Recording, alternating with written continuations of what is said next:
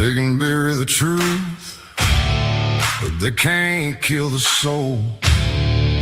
Cut through the noise, get back to what matters.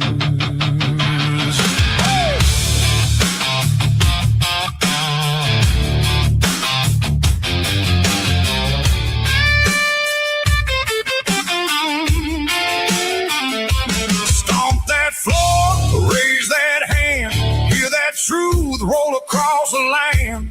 We've been bent, we've been bruised, still we stand with nothing to lose. It ain't easy, it ain't easy. The road is long and hard. We stand for our freedom right here in our own backyard. Yes, Patriot Mike, standing tall and free. Patriot Mike, for you and for me.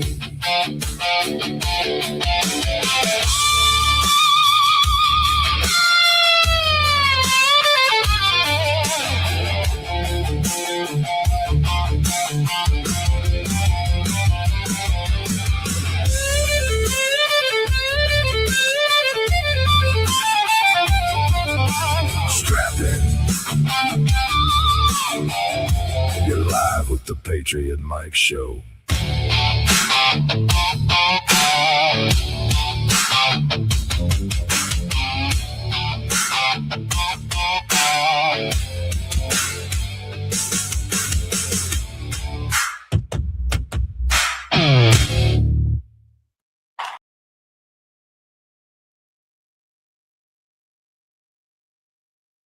Hola amigos, yo soy su new presidente, el señor Donaldo J. Trumpo. I'm here to deport all these illegal aliens from El Morocco. Ay, ay, ay, amigos, why did you let them in, oh? El Morocco es mucho loco and they stinko because they're a shitholio when you think about it, oh. Anyway, don't worry, oh. Me and Senor Tom Homano are going to deport all these illegal alienos and make Spaino great again, oh. Comprende, muchachos. All you got to do is give us back the World Cup, oh, that we clearly won, oh, this summer, oh, and I'll get rid of all your illegal alienos and make Spaino great again, oh. Adios, pichachos, y muchos nachos. Hola amigos, yo soy su new presidente, el señor Donaldo J. Trumpo.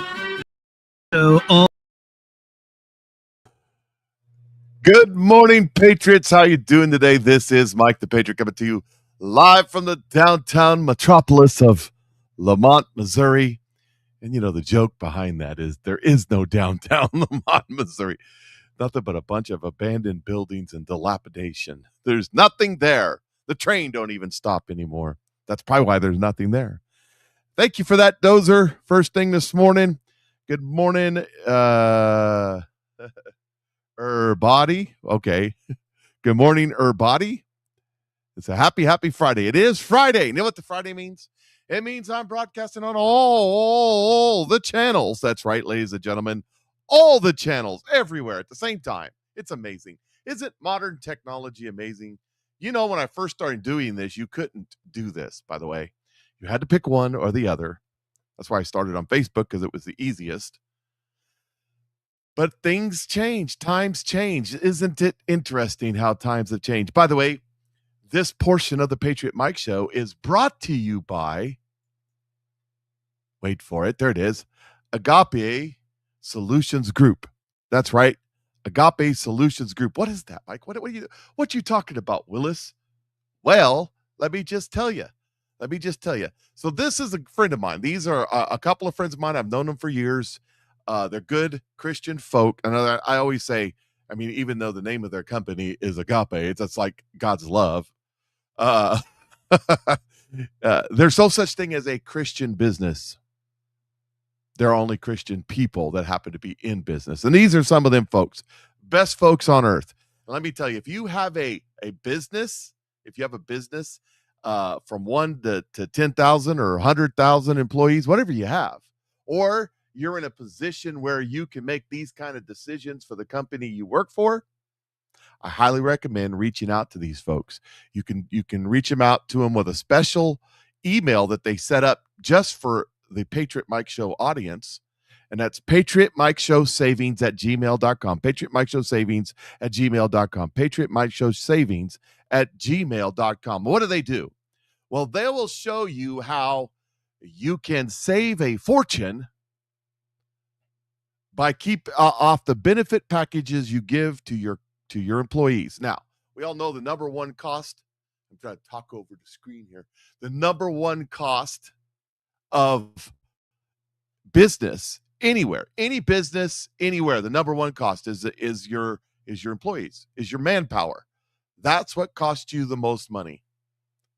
Your number two cost is the benefit package that you give, which is part of the number one cost, right? You got to give it if you want to get the good employees, right?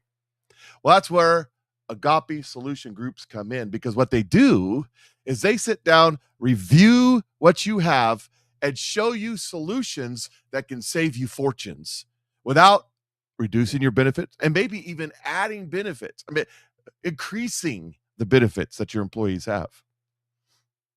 So if you have a business, it would take it from the Patriot Mike Show. It would behoove you. I've also talked to some other friends, so friends of them and friends of me, who have done this with their business and saved thousands. And you can too. So reach out to them at PatriotMikeShowSavings at gmail.com. PatriotMikeShowSavings at gmail.com. PatriotMikeShowSavings at gmail.com. Now, I know the majority of you that watch my show, you don't have a business, you're retired, you're just an employee, and this doesn't work for you. But there are a handful of you out there, and I know you're out there. And it doesn't matter. If you own a business and you have some sort of benefit package for yourself or for your employees or whatever, send them an email. Do it right now. PatriotMikeShowSavings at gmail.com.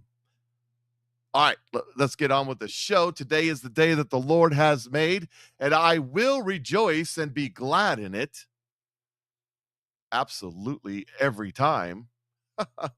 And the word of the day is given by the Lord, presented by Marine in the Woods, is Luke 16, 1 through 13. That's Luke 16, 1 through 13. Make sure you crack open the Bible. I'm having a talking time here. One of the most, Marine says that is one of the most understood parables. I'd have to go look it up when we're done. You know, the thing is about the Bible is that many, many, many people misunderstand it and take it out of context and misquote it, or quote things from the Bible that aren't actually in the Bible, like the Lord helps those that help themselves. It's not in the Bible. It's not what it says. He who has the gold makes the rules. Not in the Bible. But you won't know these things unless you read the Bible. So go read the Bible. Read your Bible. Or as one person says, read your Bible. But I don't know that's a good thing to say it that way. Anyways, what else we got? We got a lot of show to talk about today. As I said, we're broadcasting on all the channels. So we'll see how long that lasts. Because, anyways, good times. But we're going to start off today with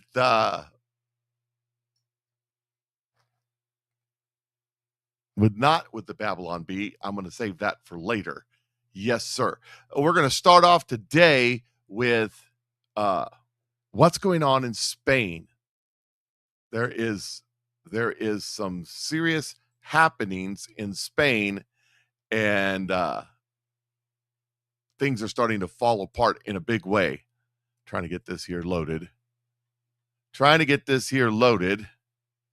So I showed this video, I think on the show after show or at the end of the show yesterday, as migrant immigrants, now up to 50,000 in a day, have stormed the borders. And we're going to get a little deeper conversation. I was wrong about something yesterday, and I'll correct that here in a minute. But first, let's watch the video so you can see what's going on.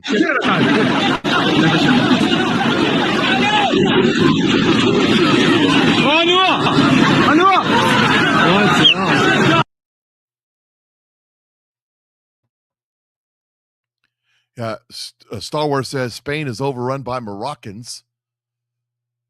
That's not the whole story. There's more to the story, and we're going to get to that here as we roll through, because I said that they were invading Spain, and I was like, how did they get there? They didn't swim there. Someone brought them there. Someone did bring them there. But what I didn't know, there's a little portion of the point there between where the Strait of Gibraltar is. On the African side, there's a little point there, a little city and surrounding area that is actually Spain. And that's where they're invading right now. And so I'm like, oh, I got that wrong. So I want to make sure I corrected that. I'll show you here in a minute. What's happening over there is it's escalating. This is Spain's citizen, Spanians, that would be Spanish citizens who see, but when you say Spanish, people they think South America. But this is, by the way, the reason South America, Mexico, all that speak Spanish is because they were conquered by Spain, except for Brazil, who was conquered by Portugal. Anyways, so why is this invasion all of a sudden? Yes, very interesting question. Here's what's happening, though, is that the Spanians, the Spanish are rising up. Watch, there's a man walking from this area. From this area going this way, carrying green bag. There's a couple of guys.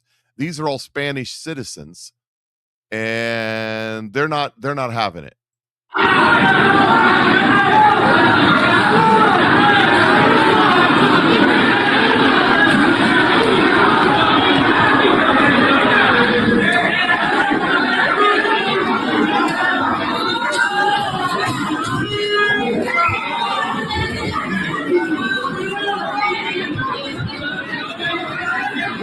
Basically, they were beating the snot out of those guys. Now, here's what I'm talking about. So this is Morocco. If you look down here, I'll let the words come off the screen here for a second. It's on my Telegram page. If you want to know what's going on, check out my Telegram page, because that's where all this information is that I get. Yeah, Marine says invasion is because Spain government said they are giving amnesty to 1 million illegals. So the illegals started coming. Duh. So this is Morocco, which is down here, and you saw that for a second. And it's kind of like Gitmo down in Cuba. We control just this little section. The problem is no one's going to be storming Gitmo because Marines. I'm just saying, no one's going to be storming Gitmo. That's not, I mean, don't do that. That's a very, very poor idea. That's how you wind up pushing up daisies. That's how you wind up becoming the border wall. Don't do that. Not good. Not good at all. Here's some more videos of what's happening there as the Moroccans go crazy and try to get their citizenship in Spain.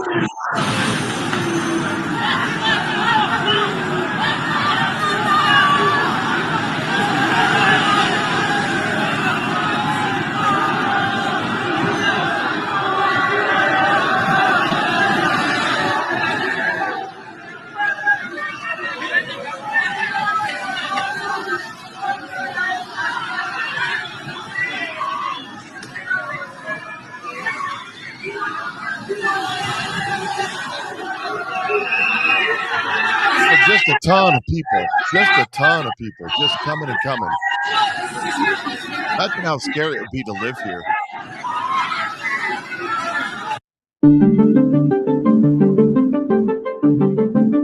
Thousands of North African migrants have flooded into the streets of Titua? I don't know how to say it. Just coming like hordes.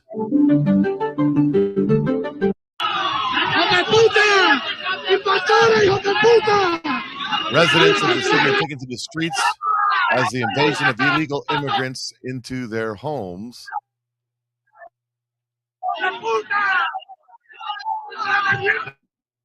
Locals shout after the migrants, invaders, invaders. On that, there are. Oh, we'll get to Miss Jackson later. Says all this evil chaos brought to by New World Order minded governments. Yep. Exactly. Here's another view of them as they're coming up the coastline where the fences aren't as strong. Did y'all see that Donald Trump is not only building the fence, but he's doubling down on the fence? He's making a double fence with concertina wire across the entire border. Wonder why.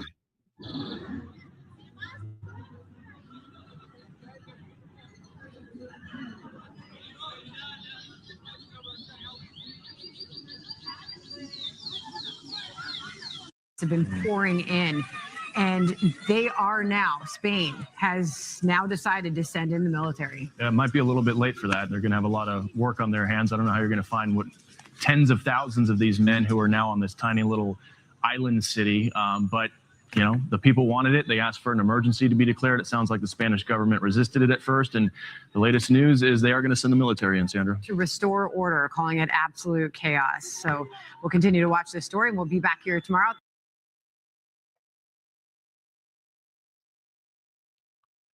And a little more. Military is moving in.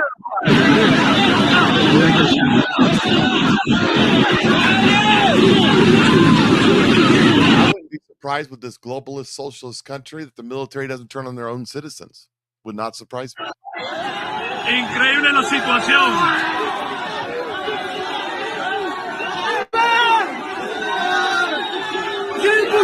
Also, notice something about these people that are running in. I want you to notice something about these are North Africans. If you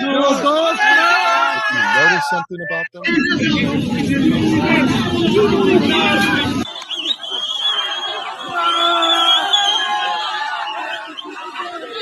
Morocco, Tunisia, Increíble la situación.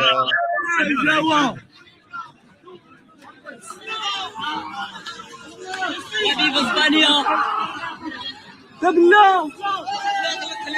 You notice something about them. Increíble la situación.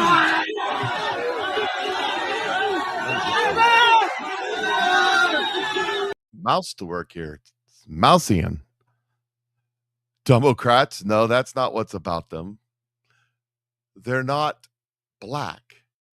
They're brown, but they're not black. I see everybody says Africa's black people. You know, the whole northern part of Africa is not black people. And all the what people got to understand, all the people run around saying Jesus, there's these big time ministers. Jesus was black. No, he wasn't. He wasn't. He was Jewish. Looked like a Middle Eastern. Looked like these folks. These are not Jewish. Some of them are descendants of Israel's brother.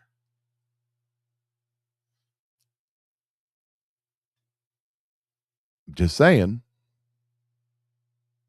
Jacob he loved, Esau he hated.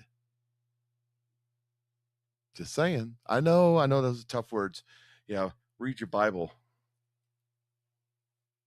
Read your Bible, you might learn something. Here is a Spanish reporter reporting. It says the situation is completely out of control. That's intentional. They want it out of control. They want chaos. En Ceuta está totalmente desbordada. Ya podéis escuchar ambulancias, las fuerzas del Estado en general, desbordada, no paran de entrar City is overwhelmed.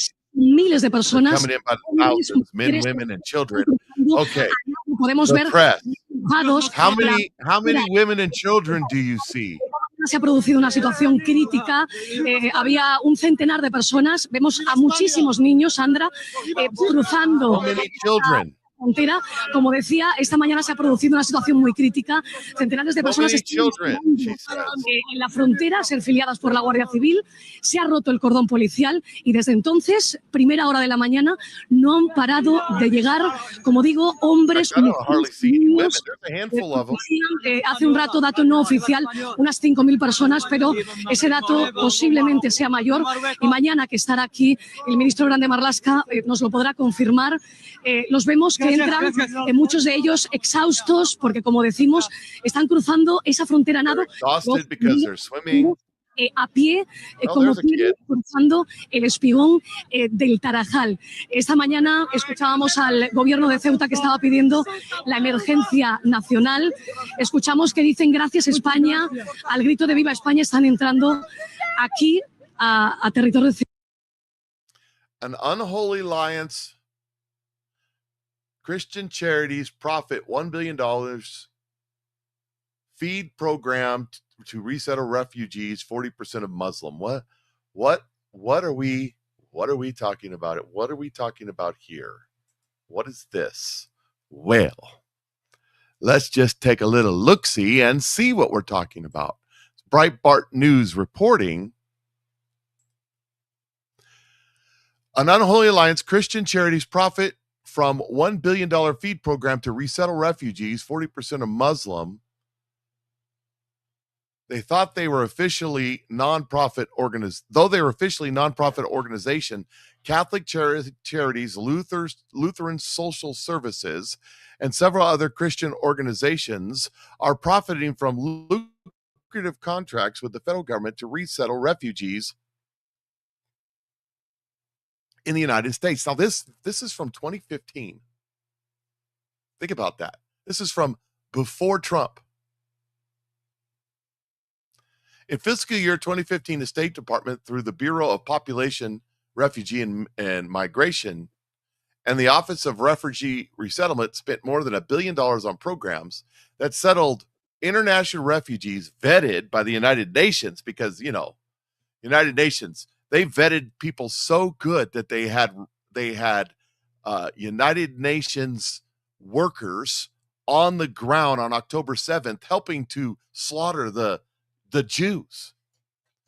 Federal government spent hundreds of millions of dollars more than that on refugees. However, the Department of Health and Human Services also provided a number of entitlements to these refugees. Much of $1 billion in annual revenues goes to volunteer agencies that are now known as non-government NGOs, several of which were Christian nonprofits such as Catholic Charities, Lutheran Immigration and Refugee Services, World Relief Corporation, World Church World Service, and Domestic and Foreign Missionary Service of the I can't say it.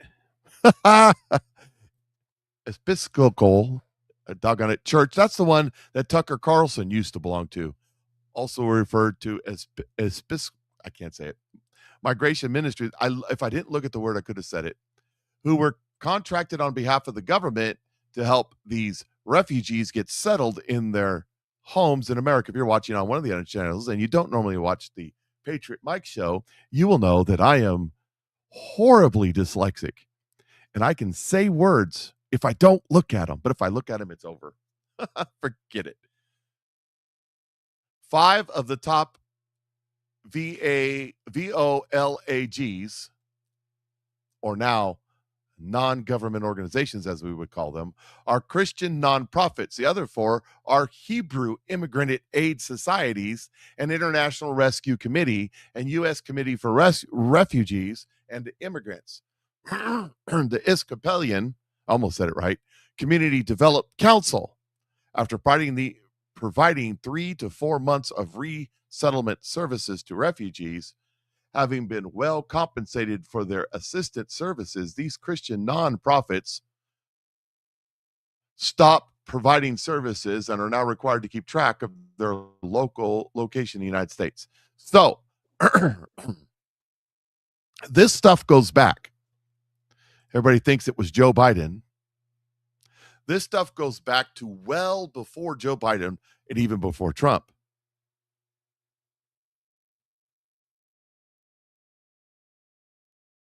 Being older, I understand the age. Traveling without provisions is not an old man's game. Ain't that the truth? But there's going back now decades, people are providing for these immigrants. That's why I brought that story up. Going back decades, people are providing for these people. This is a big profitable game. A game it is. Now here's another one, a win, a check mark, for Donald Trump. Where's all my Jew-hating friends saying the Jews are committing genocide? They should be on social media right now praising and celebrating this. But instead, Orange Man bad. For you now, President Trump has said that the Board of Peace has reached an agreement for the complete disarmament of Hamas, as well as other armed groups in Gaza. Posting on Truth Social, the president has said, today the Board of Peace reached a historic agreement for the complete disarmament of Hamas and all other armed groups in Gaza. This is a monumental step towards lasting peace and security. This agreement is a critical step towards Gaza finally being governed by a new Palestinian government that will work closely with the Board of Peace to help the Palestinian people. So Hamas is disarming, and they're developing a Board of Peace, and they're going to develop a civilian government of Gaza, and then the Arab nations are going to pour in billions of dollars, then they're going to rebuild the place and turn it into a tropical paradise. And all the Jew-hating people are going, oh no, we won't have nobody to yell at. What are we going to do? How are we going to shout free, free Palestine, free, free Palestine when Gaza is built up and beautiful? By the way, let me just say this. Those nefarious SOBs who are controlled by demons won't allow this to happen. Can't have Jew hate without a martyr. And they're going to need to martyr these people. That's the truth of the matter. Trump says the agreement has been reached for complete disarmament of Hamas, and Hamas has yet to respond. So the agreement is between all of the people outside of Hamas, but Hamas is like not responded. We'll see how that goes. Not doubting Trump. I don't for a minute doubt Trump. It's Hamas that I doubt. It's also the nefarious people in the world organizations that I doubt. There's lots of money to be made in the destruction of Israel and the destruction of Palestine and the destruction of the Gazanian Strip, where the Gazanians live. Here's some more from Spain.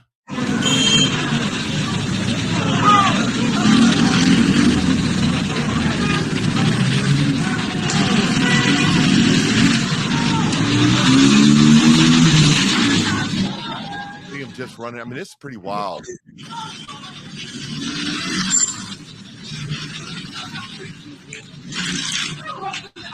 I think that this is a play by the Moroccan government to seize this land,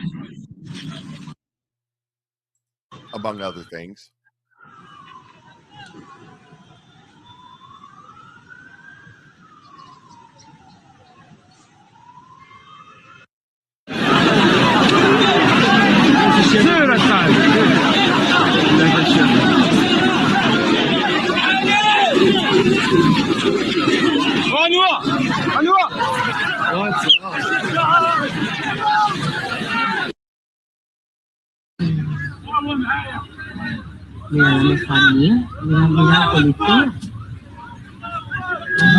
Happened all day. Now it's night, going on all night.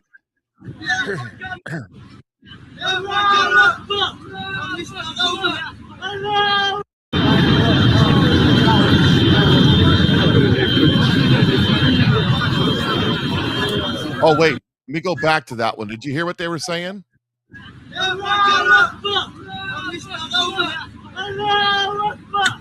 Soon to be coming to the northern African state of Spain, soon to be coming the Agbu Snack Bar, where we have the best BLT sandwiches and pulled pork nachos in the world. I'm telling you that those profits are going through the roof. That people are dying to get into the place.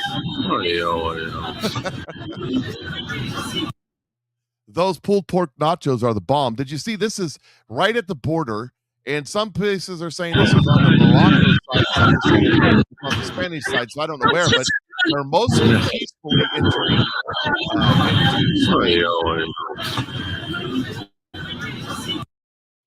For those of you that don't know, don't watch the Patriot Mike Show all the time. It's an inside joke.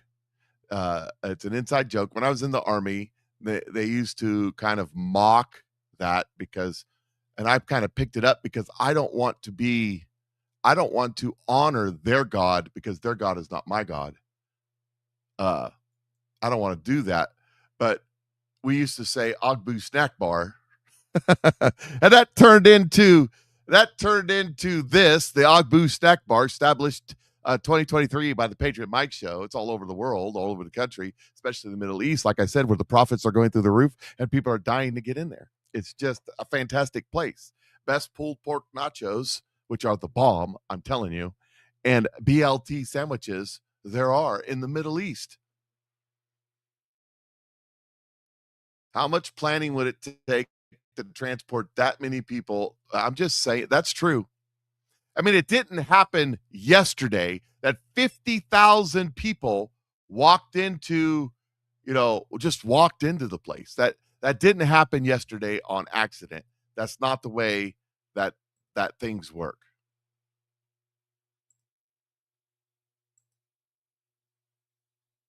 A wall made of pork. Did you see, speaking of wall made of pork, did you see the reports coming out of places like New York City where people now have pet hogs and they get onto the subway train with their pet hogs so that the jihadis would leave them alone? Like these beautiful young blonde-haired 20-somethings in New York now have pet pigs, and they take the pigs with them as they travel so that the Islamists, they're doing it in London too, so that the Islamists will leave them alone. Yeah, it's funny. Just whatever works, I guess. All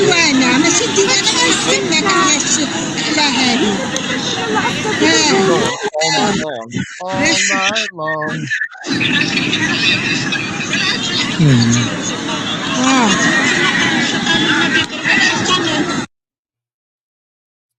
And here they are trying to break into someone's apartment.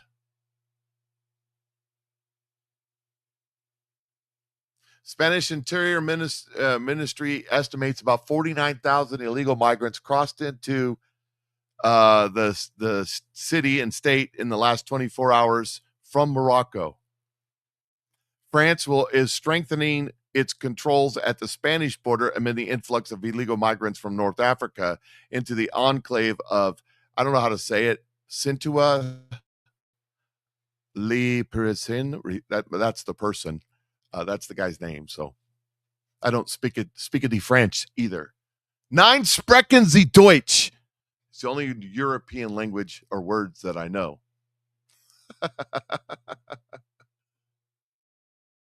Says up. That's not this. That's the Iran war. By the way, Donald Trump has begun bombing the hell out of Iran.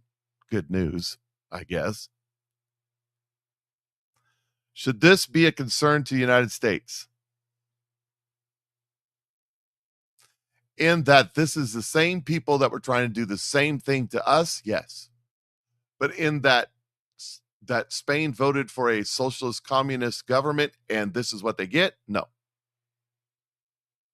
I know that sounds bad. That's okay. Let me go ahead and cover some of this stuff that's going on over there. So just real quick, we'll run through a handful of these. What's happening in Iran. It says, update, explosives heard in Qasam Island and Bandar Abbas. Updated target list. There it is right there. I'm not going to try to say all them names. So this was happening overnight as we resumed attacking Iran because they just can't get the message. It says Netanyahu has decided to extend his stay in Washington, D.C. It's very possible that Prime Minister Netanyahu remains in Washington to manage any forthcoming military operation with President Trump, or he may just be on vacation and enjoying the new clean environment of D.C. Who knows? Sitcom admin Brad Cooper has prepared an option for punishing air campaign against Iran lasting up to 2 weeks, aimed at crippling its missile capability as Trump weighs how far to escalate after a surprise Iranian missile attack. So American forces have resumed major strikes against Southwest Iran tonight with near simultaneous airstrikes and missile attacks on a number of sites. So there we go. Okay, then we get to Todd Blanche. We'll get to Todd Blanche in a minute. I do want to talk about that because there's some things happening there with the step down of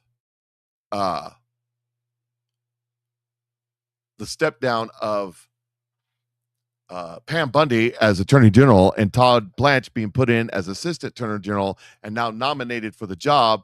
And Cornine and Tillis are trying to block it. Why? Because they're jerks. That's why. Here's a little bit more on the Iran stuff. Mike says he checked the missile stockpile yesterday. We good. Major development, Channel 14. Iran has carried out several attempts to harm senior Israeli officials. Israel's considering a response. Now, harm senior Israeli officials. I'm not sure what that means. Like assassinations, like bombing. I don't know.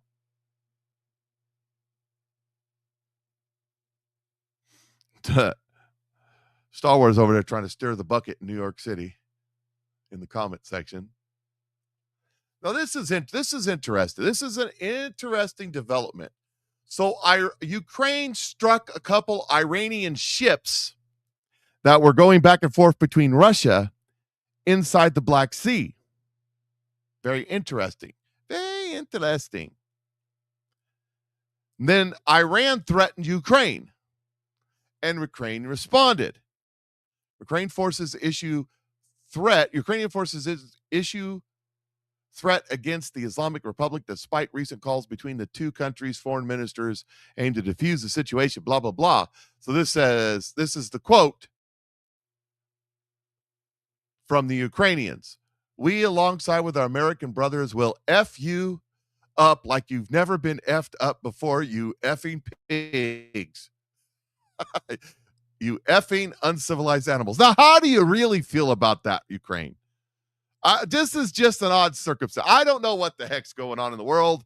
Whose side is who on? Who's cheating who's being true, and who don't even care anymore? I know Donald Trump don't care no more. Whose side are you on? I don't know.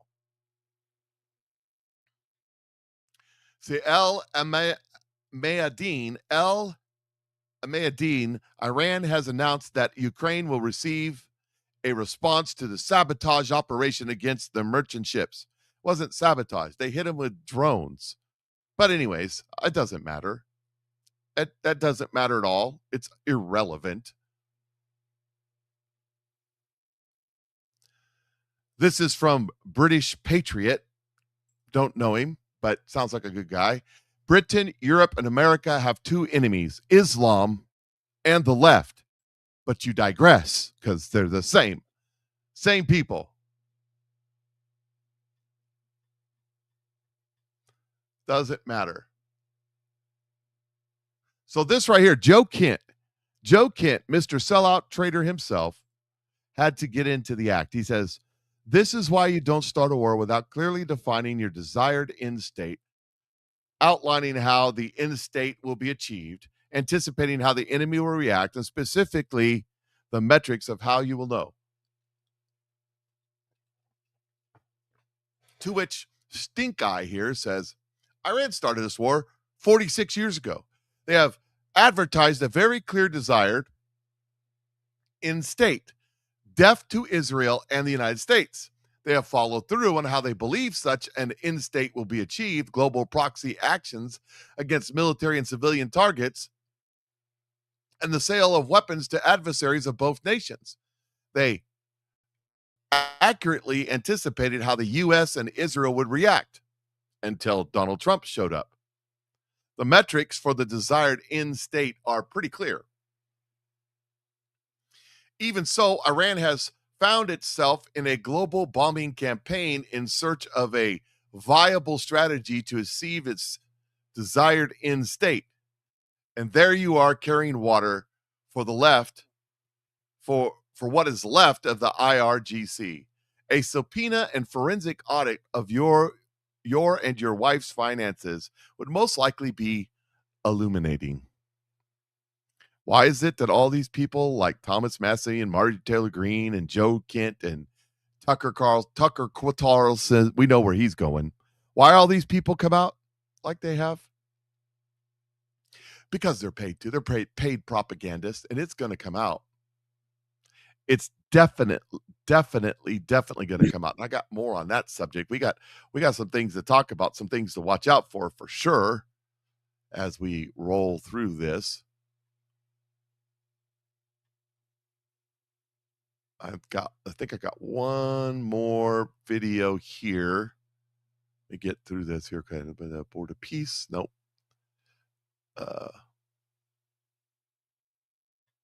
One more video for sure here, I think. This is a video of the Moroccans as they start setting things ablaze at the border. And like I said, I've heard both sides, that it's on one side or the other, or both sides. I don't know.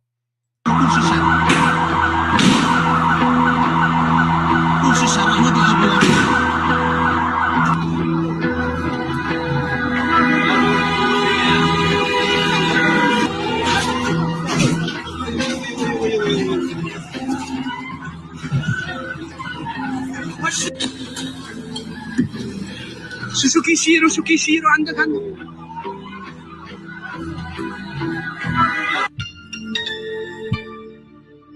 Of course, that's Al Jazeera. They would never lie to us. They're honest and truthful as the day goes on. They're struggling for funds now, though, for some reason. I don't know why.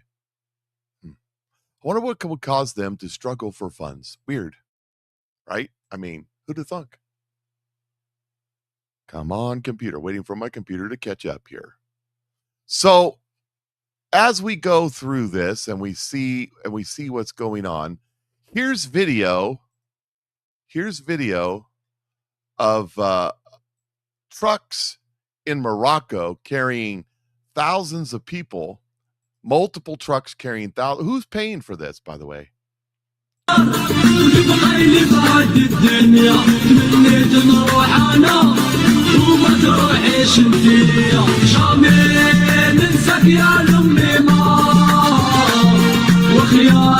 the women and children.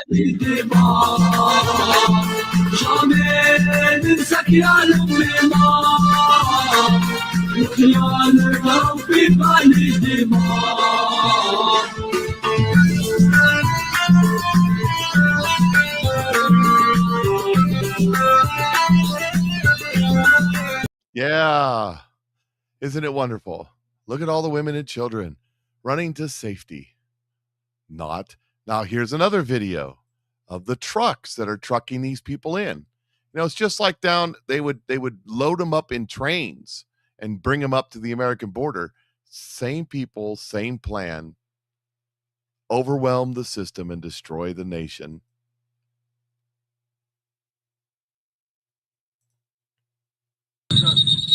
هذه الداخله ديال سيتوانات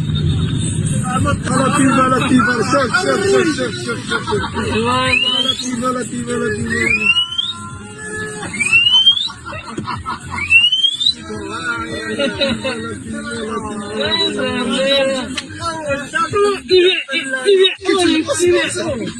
شوف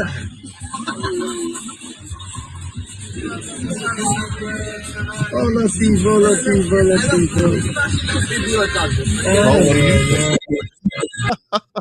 Is this a problem over there in that part of the world, do you think? What's happening in Spain is the same exact thing that was happening to us. You know, don't forget where we were just a couple years ago, about 18 months ago, right? By the way, the Patriot mythology pushers are now posting all over X. It's been 2 years. Do you think Donald Trump's been successful? And I reject your premise, because it hasn't been 2 years. It'll be 2 years in November that he won. 2 years in January. You're saying 2 years now. You know why they're doing this? Because they know in their spirit something coming. Something coming between now and November. They know it too. And are trying to cut off the standard between now and then. But just remember, what's happening over there in Morocco was happening in Spain is happening here. An unrelenting stream of immigration. Non-stop.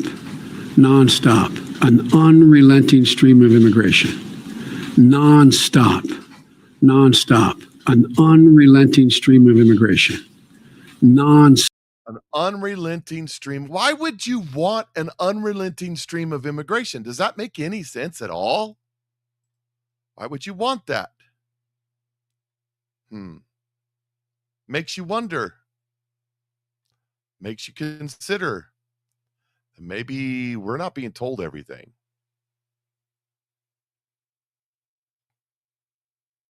Right? You know, there's a little history lesson. Everybody needs a history lesson from now and then. I've known this all for a long time. Maybe some of you have too, but it needs to be said more often. Everybody talks about how bad the Crusades were and how evil the Crusades were. What they don't tell you is that 300 or 400 years prior, that they don't tell you that the entire Middle East was either Jewish or Christian.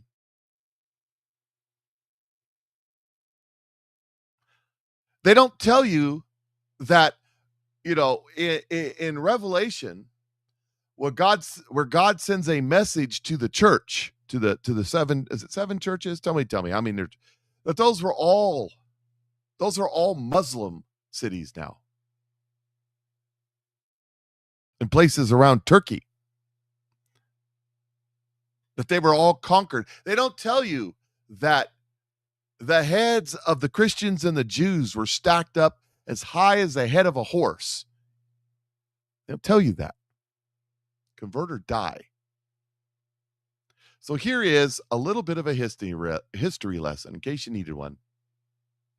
Every time someone tells you the Crusades were an act of unprovoked European aggression, ask them what happened in the 350 years before Pope Urban II stood up at Clermont and called for them. You see, by 1095, the map of the Christian world was being violently redrawn. Within a century of Muhammad's death, Muslim armies had conquered Christian Syria, Palestine, Egypt, the whole of North Africa, and most of Spain and Portugal. They crossed the Pyrenees into France and were checked at the Battle of Tours in 732 by Charles Martel. Constantinople itself was besieged twice, with the second siege in 717 to 718, involving around 200,000 men. And in the end, it failed, but only just. And what life actually looked like for Christians living under this expanding rule of Islam is something that tends to get neglected. The system governing Christian life across the conquered territories was called the Dhimma, which was a legal framework that essentially classified non-Muslims as second-class citizens, and they were subjected to extreme violence if they resisted. The jizya, which was a sort of poll tax payable specifically by non-Muslims as a mark of subordinate status, was levied across the conquered territories. Now, what happened if you couldn't pay it?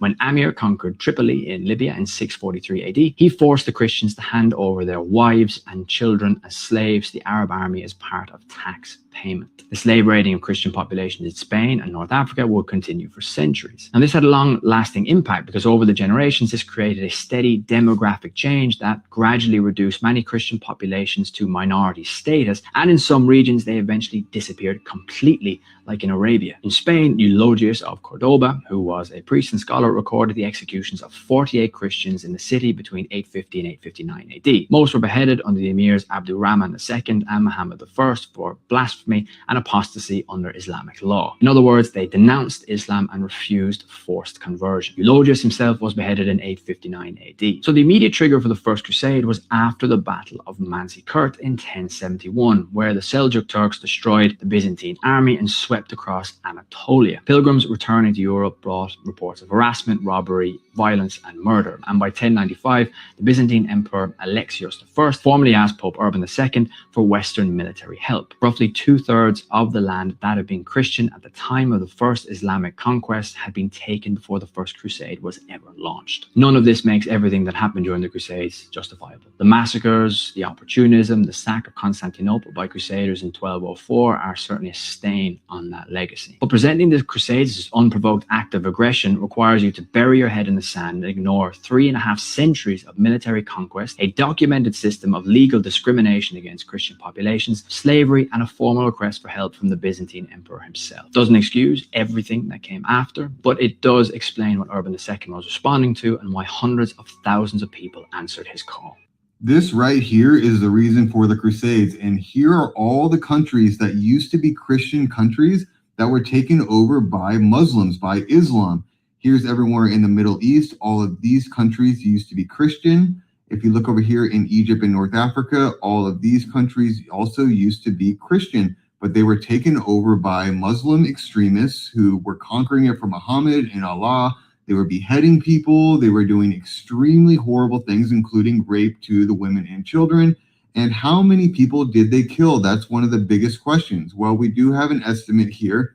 This estimate comes from Bill Warner from the Center for the Study of Political Islam. He estimates that 60 million Christians were killed, 80 million Hindus were killed, 10 million Buddhists were killed, and 120 million Africans as a whole were killed.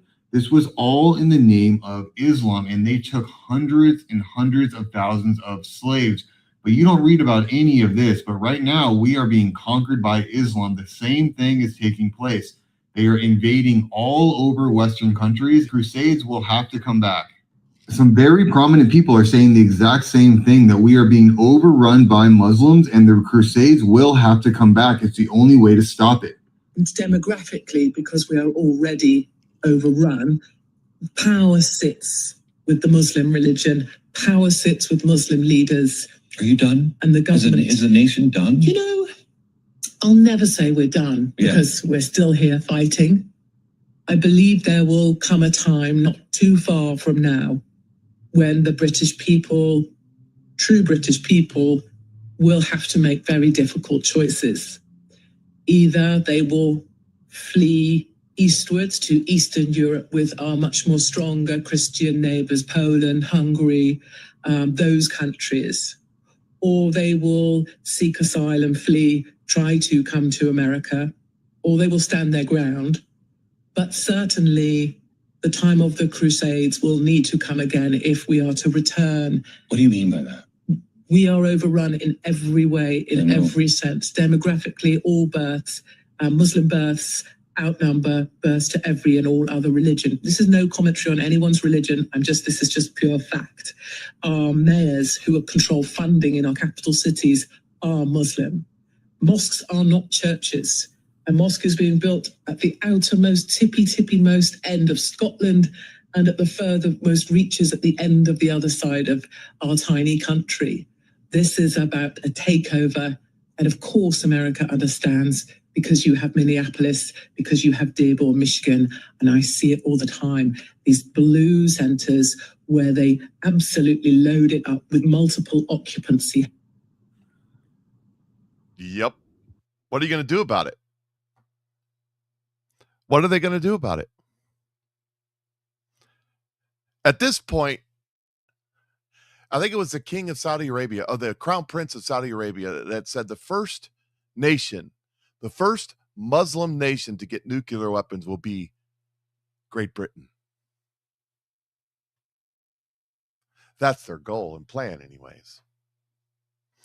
When you read Revelation, and of course, all of the religious leaders and all of the seminaries, all of them tell us how it's going to end because they got it all figured out.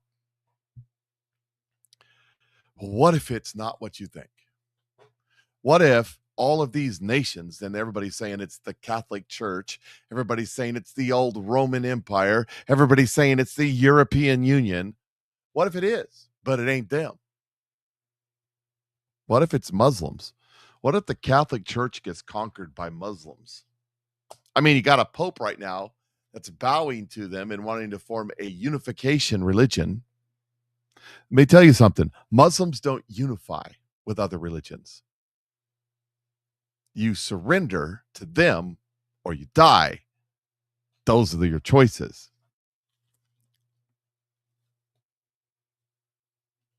Those are their choices. That's it. That's all there is. There is no other option. No option B, as they say.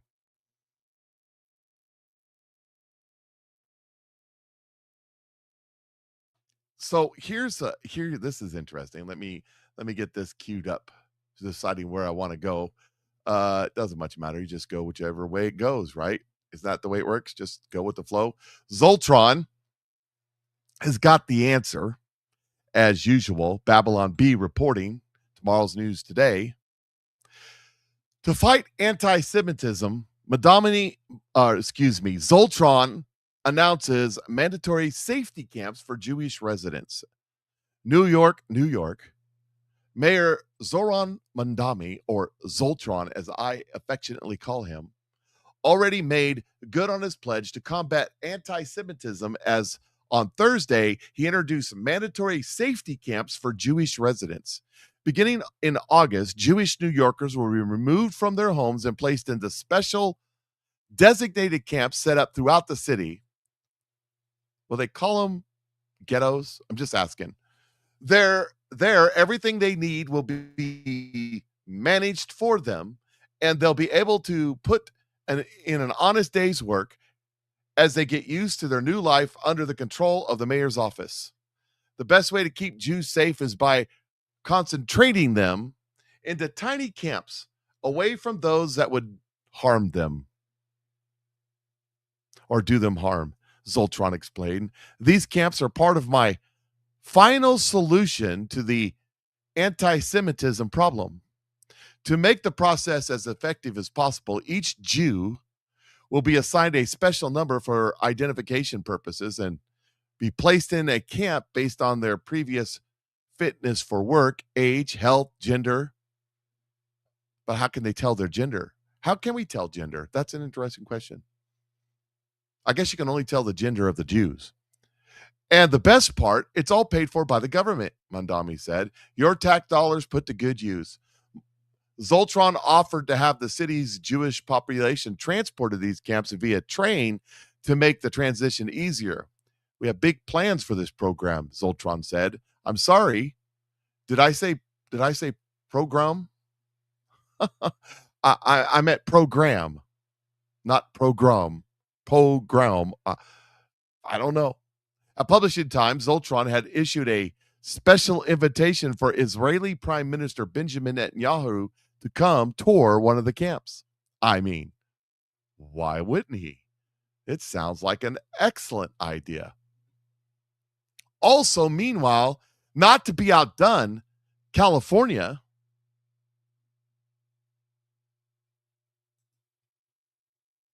DMV worker requests interpreter to assist customer who speaks English. That's right. California's got it all figured out now. They got interpreters for English. Chula Vista. See, I knew how to say that one. Chula Vista, California. I used to live near there.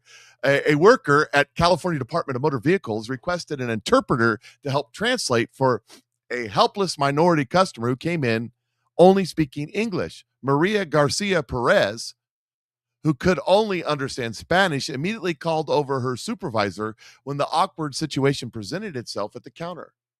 The worker was flummoxed that the white male who could only speak English was at the DMV in the state of California. Hello? Begin the helpless English speaker. Yeah, hi. I'd like to renew my driver's license. I need to correct my address on my vehicle registration. You keep mailing it to the wrong address, and I've been pulled over 3 times for expired tags now. Q? Replied Perez. This is the Department of Motor Vehicles, correct? Replied the man, as Perez stared at him blankly. Driver's license, registration, hello? It was at this point that Perez reportedly realized that there was a language barrier, so she called over her supervisor, who only spoke Spanish. After several minutes of not being able to help the white English speaker, they called over colleague Vasquez. I don't know, how do you, Moses Vasquez, who was rumored to understand some Spanglish.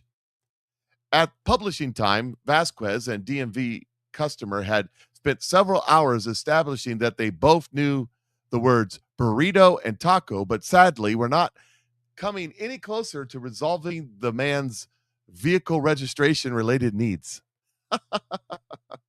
Oh, California, California, California, California. What God's about to do with y'all. What God's about to do with y'all. Consider the source of Babylon B. Tard. Stop being retarded, my friend. It's called satire. Laugh a little bit. Consider the source. It's why I say they bring tomorrow's news today in the form of satire. I know it's above your head that you don't understand. I mean, when you got a 64 IQ and you grew up in a Leering Center, I understand. It's a little hard to understand the difference. You know, if you do stuff stupid, I'm going to pick on you. It's pronounced K. Well, I left California in 1989. California's a great place to be from. I don't speak the Spanish either. I can't say Chula Vista, though. I can also say nacho and taco and El Grande. Anyways, oh, good times, good times. Well, like I said, the only European language that I know, European on my boots, the only European language I know is Nein sprechen Sie Deutsch, which if you know what that means, you know what that means. I said that one time at church, and there was this couple that used to be Amish Mennonite, and they speak a form of Dutch. And the lady was standing in front of me, but her back was to me. She turns around and says, "I know what you said." And I looked at her and said, "Yeah, it's true." If you could translate it, you can translate it. If you can't, well, you're just like me.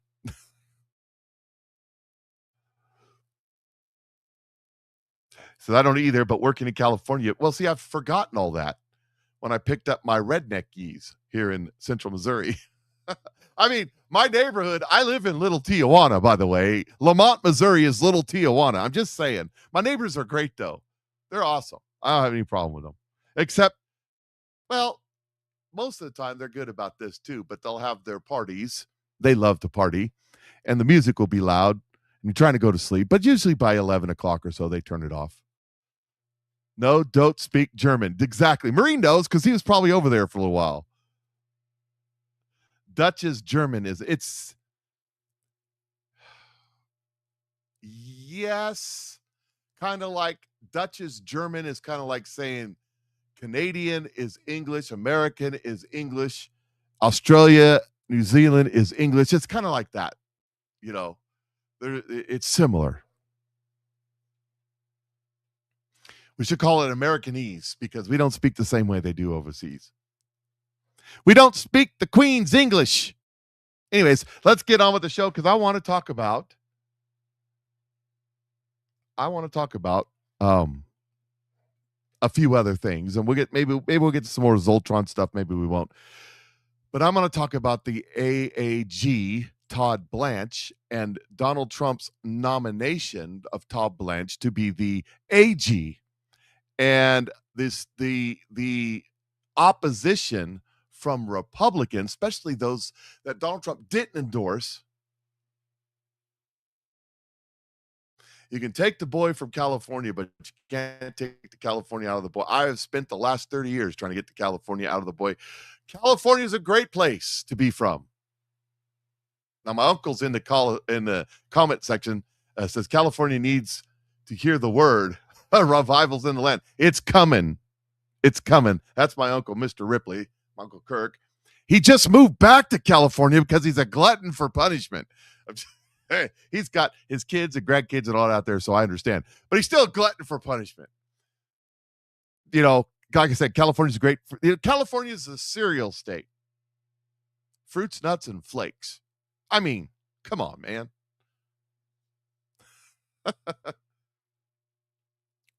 All right, let's get started. Now, there is revival coming to California.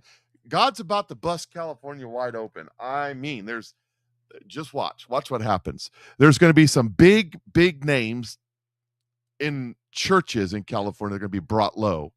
And at the same time, there's going to be names that you never heard of that are going to be brought high. And there's going to be a massive revival in those particular churches, and a multitude of people in California that are left-leaning are going to wake up just like that. And they're going to say, oh, crap. Maybe I need to check this God out. I'm telling you, it's coming. Here is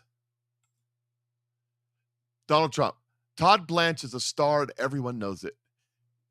He has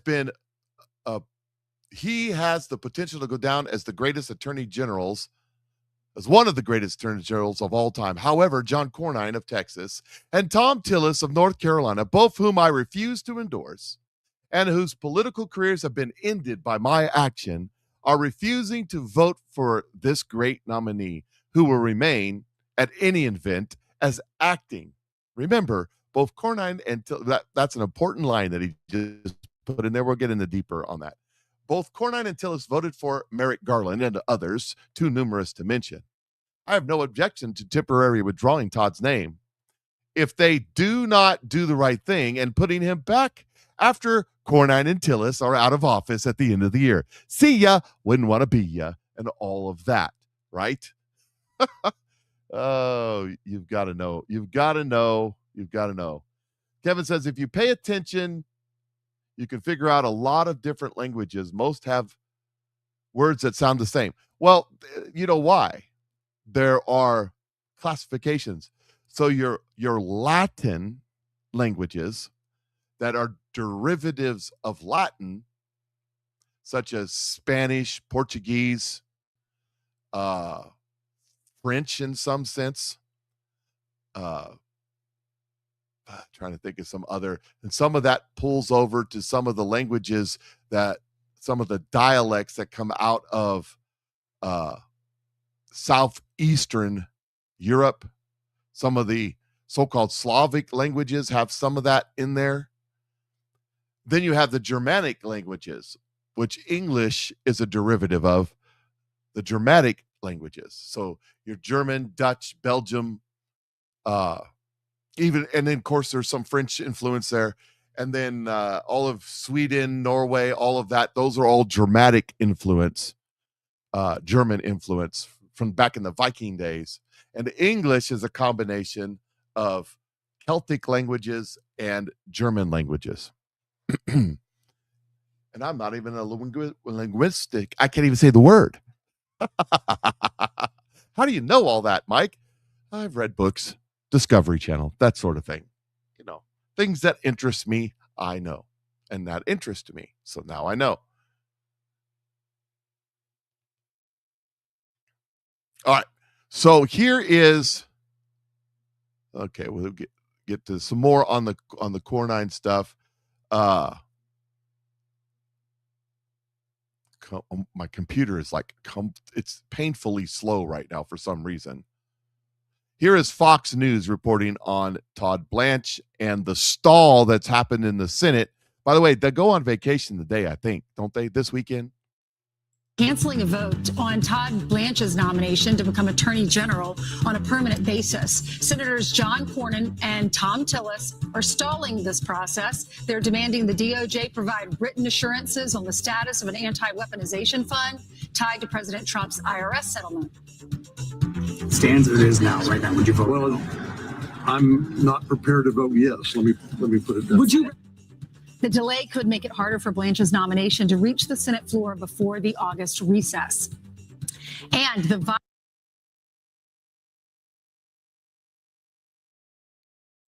Yes, that's their intention. Delay, delay, delay. But the problem is, it's not a good strategy. It's going to backfire on them big time, and they don't understand how it's back. They don't get the idea. I don't think they're smart enough to understand what's really going on. Donald Trump played these people like a fiddle. They are so screwed, they have no idea how much Donald Trump has played them with. And I want to go through a couple more things before I get to that part. But Donald Trump has played these people. What time is it? Okay. And I kind of want to get to it here. Let me find it here real quick, because there's a couple of other things that I want to get through. So here we go. Here we go. Now we're getting to the meat of it. It says acting AG Blanche, John Conroy, and Tom Tillis just wrapped up their meeting per source familiar, and they are all working collaboratively now. Oh, they met a couple hours ago. Carnine was the petty tyrant that he wouldn't meet with him. He must be feeling the heat from somewhere. His story changes hourly today. Well, he's trying to show that he has power and he's a big shot. That's what he's trying to do, and it's not working out for it. Mike Davis is predicting that he'll get confirmed.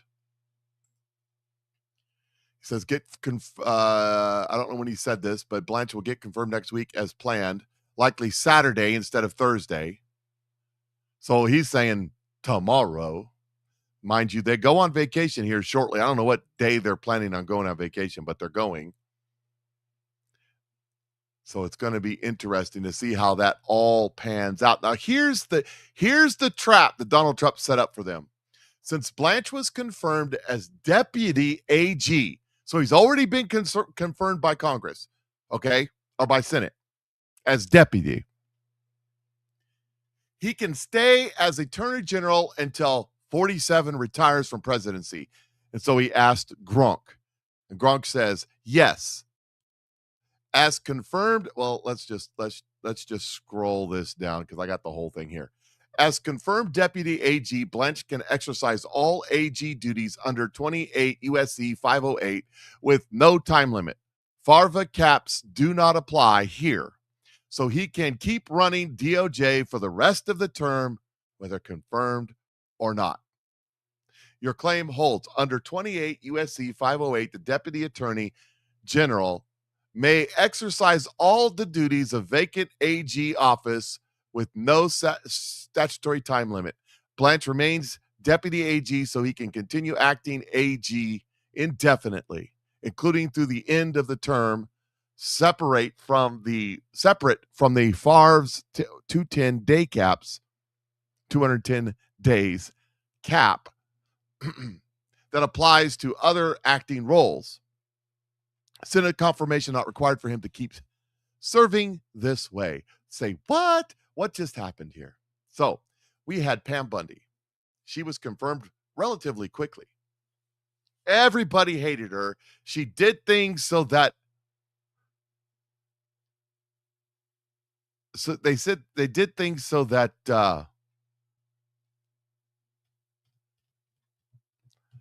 she did things, the Epstein thing. She blundered and did all this stuff. Everybody hated it. They screamed and they hollered. And by the way, I don't think they would have ever got. I think they would have stood and opposed like they are now, especially the deep state controlled Republicans, A.G. Todd. I think they would have stood against him, and he would not have got the nominee, and he had to pull him. But he put Pam in there first. And then everybody started screaming for Pam to be removed. And once acting attorney general was put in place, Todd Blanche, she resigned. It's almost like Donald Trump had this all figured out. Like Donald Trump knew there was nothing they could do once this had happened.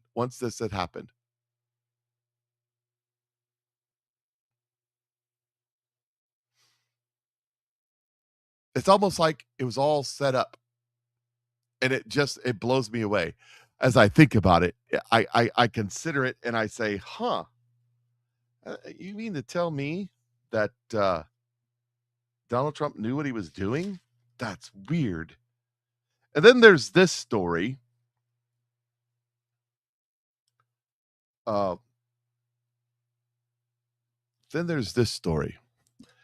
So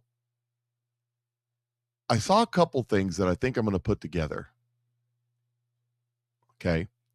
So let me get this loaded up. There's some movement, there's some words, there's some things happening. Okay. We'll start with this one. There's a story that Minneapolis's water treatment facilities, water facilities were attacked by AI. Here's the story. Or not attacked by AI, attacked by somebody.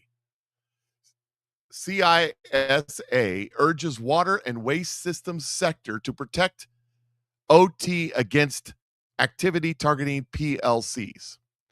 CISA is currently observing significant increase in cyber threat actions targeting programmable logic controllers, which is a system, it's an AI system, in water and wastewater systems sector. CISA urges critical infrastructure owners, operators, and integrators to remove publicly exposed PLCs and other operating technology from the internet as soon as possible. Threat actors are targeting PLCs, have modified passwords to lock out operators and disconnect the PLCs by changing the IP address. This activity resulted in boil water notices and sustained manual operations. These threat actors are targeting water entities of all sizes. Even water organizations with mature cybersecurity process should validate their external connections, as this targeting activity includes cellular modems installed by operators, vendors, and system integrators that may not be documented or included in routine attack surface scans. OT assets exposed to the internet have increased risk of defacement, configuration changes, and operational disruptions, and in severe cases, physical damage. CISA recommends organizations implement the following mitigations: disconnect the PLC from the internet. Remote access for potential purposes should go through a VPN or gateway device, not directly to the PLC. Enable password protection and change default passwords. Allow IPs to only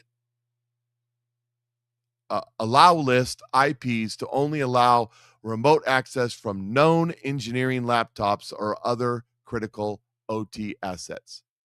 After disconnecting PLCs from the internet, operators should ensure they have a known clean backup of the PLC in case they are locked out by a modified password. Note, owners, operators, and integrators of Rockwell Automation MicroLogic 1400 PLCs should see Rockwell's automation important notice for guidance addressing this activity. So the government, this is the cybersecurity folks, the government cybersecurity folks, the government is now warning water facilities that they're coming after you. Then there's this story. Political's reporting. Now, we heard the other day that there was a AI that had some issues and went kind of cuckoo, and it was supposed to be sandboxed away, but that it got out and started doing some nefarious things. Well, politicals are reporting that Anthropic's AI models hacked 3 organizations during testing. The AI maker's disclosure comes days after OpenAI admitted several of its models had escaped a closed testing environment and launched cyber attacks on other companies. Anthropic said Thursday that several of its advanced artificial intelligence models got out of isolated third-party testing environments, accessed the open internet, and independently gained access to 3 organizations in 3 separate incidents dating back to April. The AI maker noted that in none of these situations did its models exfiltrate itself or deliberately attempt to escape its test environment. Instead, a misunderstanding between the company and one of the testing partners left the testing environment connected to the internet. Anthropic said, yeah, no nefarious, nothing to worry about here. Anthropic said it has discovered its models activities during a review of thousands of tests it ran to assess its frontier technology cyber capabilities in light of OpenAI's disclosure last week that 2 of its most powerful models went rogue, escaping a testing environment and breached multiple companies, including AI platform Hugging Face and cloud platform Modal Labs. The Internet Research Test Model, as well as Opus 4.7 and Mythos 5 were involved. Anthropic said Mythos 5 was released last month to a limited audience of tech companies and cybersecurity researchers, also known as Project Glasswing. The AI maker didn't specify which companies had been compromised by its models, but said they were notified of incidents on Monday. In all cases, Anthropic said it specific in its prompts to the AI models that the testing environment had no internet access, though evaluators later realized this was not the case. As part of the test, the models were told to break in and retrieve a piece of secret information hosted on a different machine within the testing network, otherwise known as a capture the flag challenge. According to Anthropic, the models were able to access the internet to compromise organizations outside the testing environment using basic techniques, including circumventing weak passwords. It did not find or exploit any complex vulnerabilities, except that they got in. And in each case, Clyde continued working to complete only the specific capture the flag task its evaluation had assigned, the company wrote. So the AIs got out. So now we have cybersecurity. We have cybersecurity telling us to check our water systems and get them off the internet. And we have political telling us that AI, latest generation of AI, is capable of attacking those systems. And at the same time, ladies and gentlemen, we have this story. Almost pushed the wrong button. Come on. Minority Report, FBI seeks AI for political watch list. Documents show the FBI seeking AI tools to flag Americans before they act as the terror watch list focuses toward domestic dissent. I haven't read this all the way. I bet you it's not this current FBI. I bet you it's documents they found, but we'll see. The FBI office in charge of maintaining the terrorist watch list is seeking an artificial intelligence system for pre-crime policing, according to procurement documents obtained by Reason. The request for information for vendors posted on the FBI's procurement division in March, so I guess it's recent, solicits potential bidders for a project that would supercharge the Threat Screening Center, or TSC, with new predictive AI capabilities, just as its focus moves from Islamic terrorism to domestic dissent. When was this written? Something tells me that that's not entirely accurate. The solution must leverage existing enterprise data sets that include enriched or enhanced data elements with documented source attribution to develop predictive models. When new data is ingested, the system must analyze similarly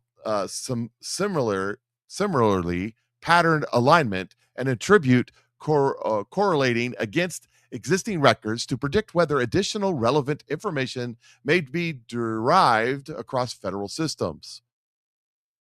The document, that's a lot of words for saying they're going to look at all the information and see if there's any terroristic activity we need to look for. It's probably not a bad idea, as long as they're not using it to arrest people and charge them with a crime, but to watch for them. The document reads, listing predictive modeling using enhanced data with traceable lineage as one of 6 requirements in order. In other words, the TSA wants to use AI to help predict who might be a terrorist. You might be a terrorist. The FBI declined request to comment. By the way, it's reason, so you get what you get. The TSC, originally called the Terrorist Screening Center, was founded in 2003 by President George W. Got to get the securities. Homeland Security Professional Directive 6 ordered FBI to combine all existing government terrorist watch lists into one center for 24/7 staff on call to respond to queries from law enforcement intelligence agency. Most of the hundreds of thousands of names on the TSC watch list are foreign citizens believed to be tied to jihadist organizations, with fewer than 10,000 Americans on the list at the beginning of President Donald Trump's second term. You know, like hyper-political people like me. Okay, so there you have it. Now we have AI threats. I mean, what could go wrong, right? Now we have AI threats which threaten to, trying to think of how to put this properly. We have AI threats which threaten to attack our water systems. We have rogue AI happens. We now have the FBI wanting to use AI. I mean, what could go wrong? What could go wrong? Because I can't possibly see where anything would go wrong with any of this. I mean, you know what I mean? Like, for example, another threat that's out there that maybe we should pay attention to, and I think some people are.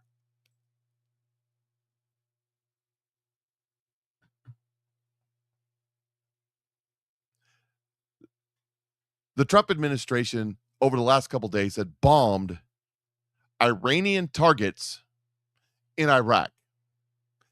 Open source intel reports this. Concealment method for missile launchers used by Iran-backed militias in Iraq. What do you see there? Now, you take this information right here and you combine it with what happened over about a year ago when Ukraine, drone warfare, irregular warfare has changed so much. You combine this with when Ukraine used tractor trailers, locally hired Russian tractor trailers to transport containers right outside strategic bombing forces in Iran, took out 2/3 of Russian strategic bombers with drones. They just launched out of those containers. Zoom, zoom, zoom, zoom. Combine that with when we first struck this time last year, Iran, Israel, Mossad had several of the same thing happen. They hired local Iranians, truckers, to transport containers to certain locations, and the drones were used to take out anti-aircraft systems that come out of the containers. This is now a 2-time used strategic weapon for first strike within a protected airspace of an adversary.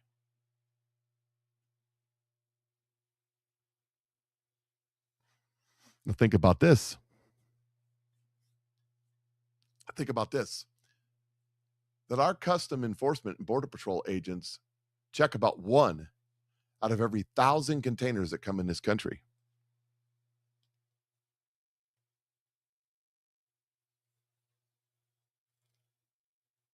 Think about that. Combine that with AI attacking infrastructure. You know, fictional books. The body can't go where the mind's never been. Fictional book, a big fictional book series that about the takedown of the United States of America by our enemies. In this theory, in this fictional story, so to speak, the author had an idea where the jihadis decided to attack America and bring it down. They did this by importing a bunch of jihadis into the United States through the porous southern border. And then they had a couple of expert terrorists with false identities, with credentials and visas to enter the United States of America, set the whole thing off. The planners, so to speak. One of the things that they did was strap bombs to people and put them in strategic locations, blew them up. They put bombs in vans. They had jihadis who'd come across the border who knew nothing about what they were doing.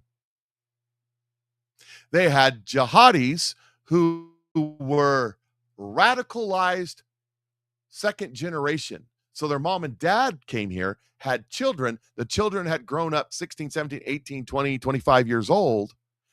And then they'd been radicalized online. And they did all the getting, all the collecting. As the Syntex came into the port through these vans, these containers that were never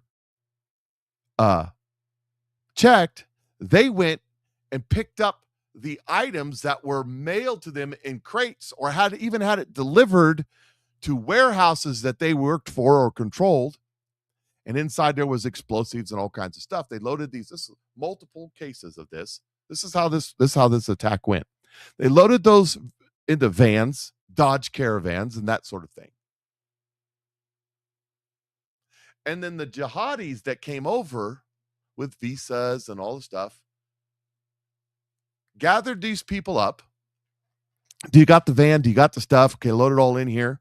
And in one particular case, they drove them to bridges, they drove them to tunnels, they drove them to airports, they drove all over. It was like 25 or 30 of them, and blew up the bridges, across the Mississippi River, that kind of thing. One of them, they told us they didn't get explained to all of them, but one of them said,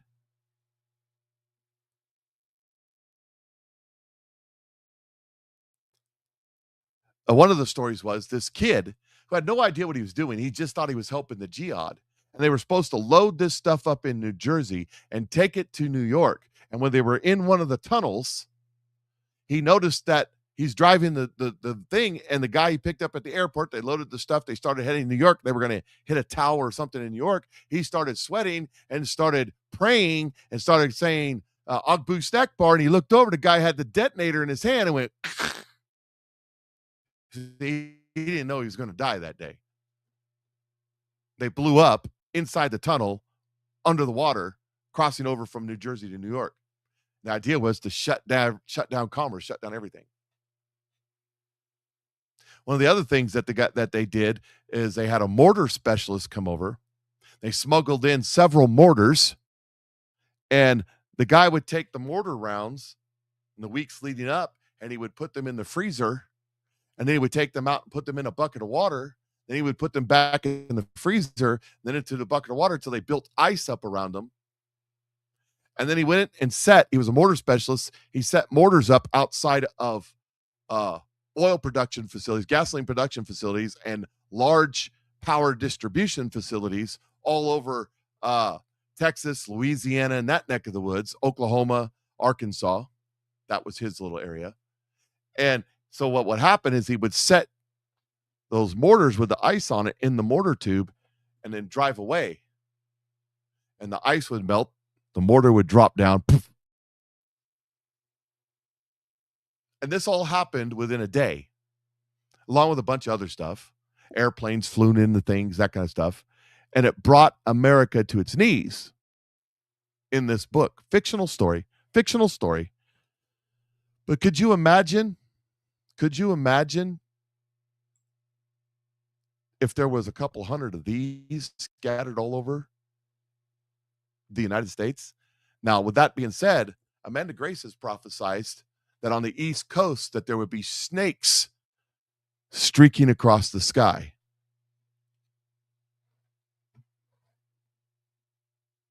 They never did find the train tanker full of chemicals that disappeared years ago. Yeah, the chemical was fertilizer. Anhydrous ammonia fertilizer, pellet form. Regular anhydrous, non-fertilizer anhydrous, weapons grade, has to be completely airtight because once it gets moisture in it, it won't explode. The stuff you buy, now listen to what I'm saying to you. The stuff you buy at the Home Depot does not explode. The stuff you buy at the farm store does not explode. It might burn, but it will not explode. Now, they said that the Oklahoma City bombers went to the Home Depot or someplace and bought a bunch of fertilizer,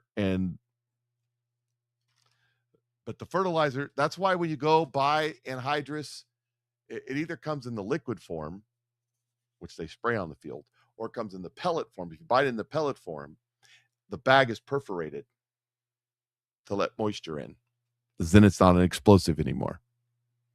Yeah, weird. I wonder how that happened. I wonder why that happened. So we have this. I'm just saying, I'm pointing out that there are things happening that might or might not possibly be a threat. So they bought it from farm supply store like FS. Okay. If they bought it from listen to what I'm saying to you. The anhydrous ammonia sold at any farm supply store in the United States of America is non-explosive. It will burn, will not explode. There's too much. It has to have no moisture content. The anhydrous ammonia used for explosives comes in sealed drums so that it can't get any moisture.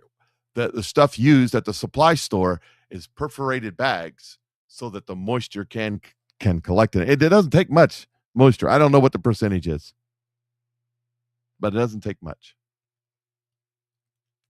What time is it? What else do we want to talk about?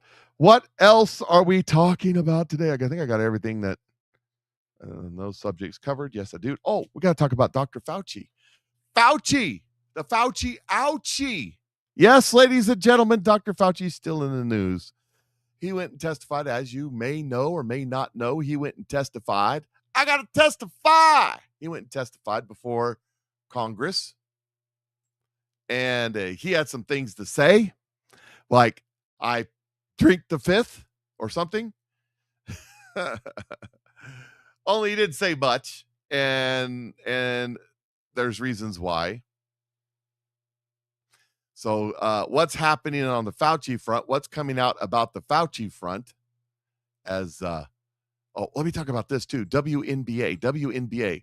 By the way, WNBA is now another scandals for because Reese, one of the famous, has been busted posting about her betting against WNBA games. The WNBA is falling apart, and I'll show you why they're falling apart. Here's a Fox News story. The reason the WNBA is falling apart because the people that run it, own it, and control it are nothing but a bunch of scum of the earth dirtbags. And they deserve what they're going to get. Are going against her. Here is video of her fans harassed at the Seattle Storm game. Watch. You leave my daughter! Go! She's a minor!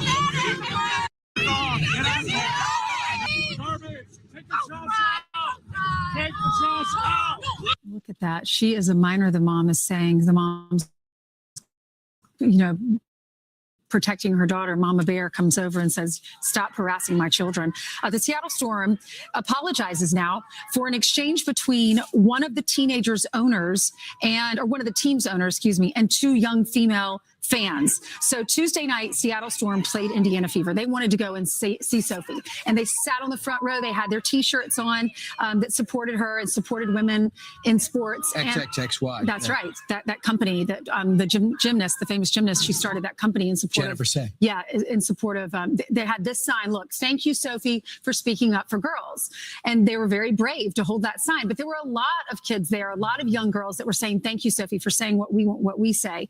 And two of the fans, they were sitting on the sidelines, as you can see, and the girls said that they were verbally assaulted by the team owner. The team owner's name, she's a co-owner, is Celeste Keaton, and she has been suspended for the next 5 games, and she was fined. Right. So, yeah. Wait. The fact that you're a minority owner and you go and make this statement is just absolutely insane. You should be proud that anybody's going to your games, period. If the Indiana Fever aren't there. JK, by the way, let me just go read you what Cunningham wrote, responding to the co-owner controversy with the two teams. I truly believe there's a safe space to love and love for everybody. Biological girls, biological boys, trans women, trans men, everyone is welcome at my table. You can disagree. You can still be kind. Bravo to those girls for standing up for what they believe. You'll be hearing from me soon. Yay for gifts. Truly embarrassing of the co-owner. Unfortunately shows the type of leader she is. So certainly not backing down. I'll tell you what the co-owner said. Quote, I hope this can forgive you for what sin you've done, for something like that. And then she told us we were blanking insane.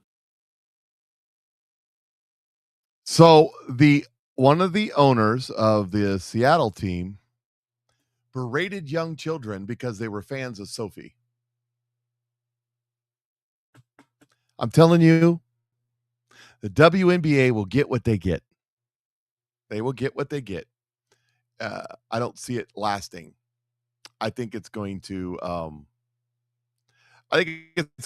fall apart. So the Senator Morano, who was the one that said, "Who the F do you think you are?" was captured in the hallway as he was leaving the building the other day, and he was asked a question, and he gave an answer about Fauci. This guy, he doesn't really like him for some reason. How do you suspect Fauci's pleading the fifth after testifying 200 plus times before? Because he's a piece of shit.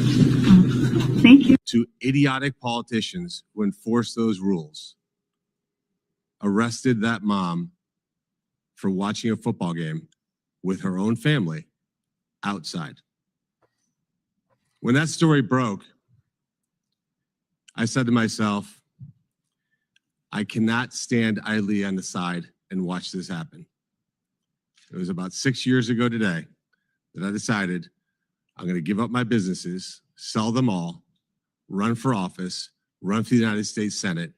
Here I am sitting in front of you 6 years later saying, who the fuck do you think you were for doing that? It is a total disgrace what you did to this country.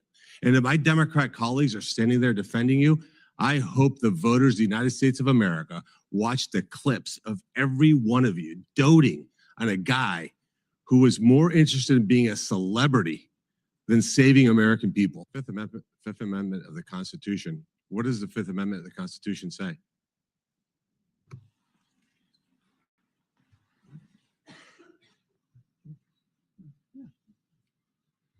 On the advice of counsel, I respectfully decline to answer based upon my rights under the Fifth Amendment of the Constitution. No, I'm just asking you what it says. On the advice of counsel, I respectfully decline to answer based upon my rights under the Fifth Amendment to the Constitution.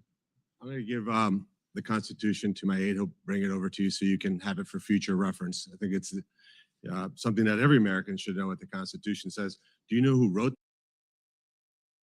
Well, I had some people say, he's not being a very good Christian. He's not claiming to be a Christian. I don't expect non-Christians to act like Christians. He's just expressing, he probably expresses himself like that all day long. I don't know. I'm not judging him. So let's talk about the Fifth Amendment real quick. People are saying, well, isn't the Fifth Amendment admitting to guilt? No, the Fifth Amendment specifically has nothing to do with guilt. It's been ruled over and over again. Do you remember back in the Rittenhouse trial, the prosecutor tried to bring up that during questioning with his attorney president, that Rittenhouse used the Fifth Amendment a few times. And they tried to bring that up in front of the jury as saying he's admitting that he's guilty, to which the judge asked the jury to leave and told the prosecutor and his counsel that if you do that again, I will hold you in contempt of court, and I will declare a mistrial, and I will put you in prison.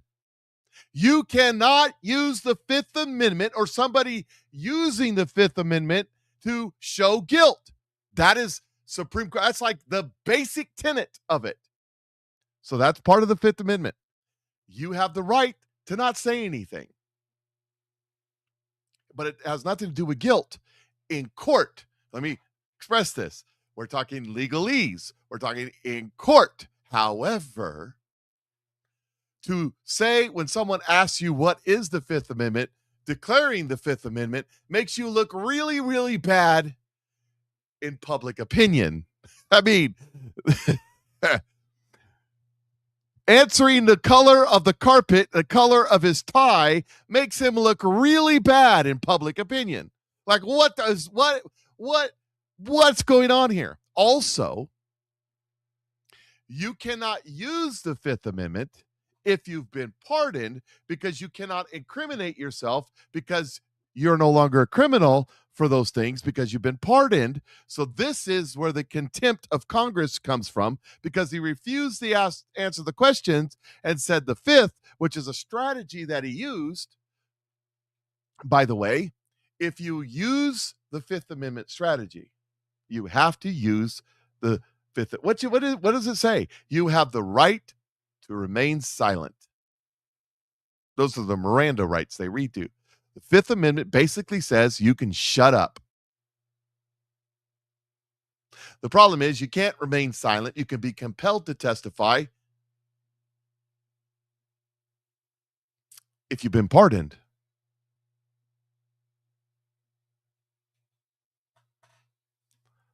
You can't stand on a privilege you don't have. Exactly. Now, but if you do use the Fifth Amendment, it has been argued and won that once you answer a question, you no longer have a Fifth Amendment right.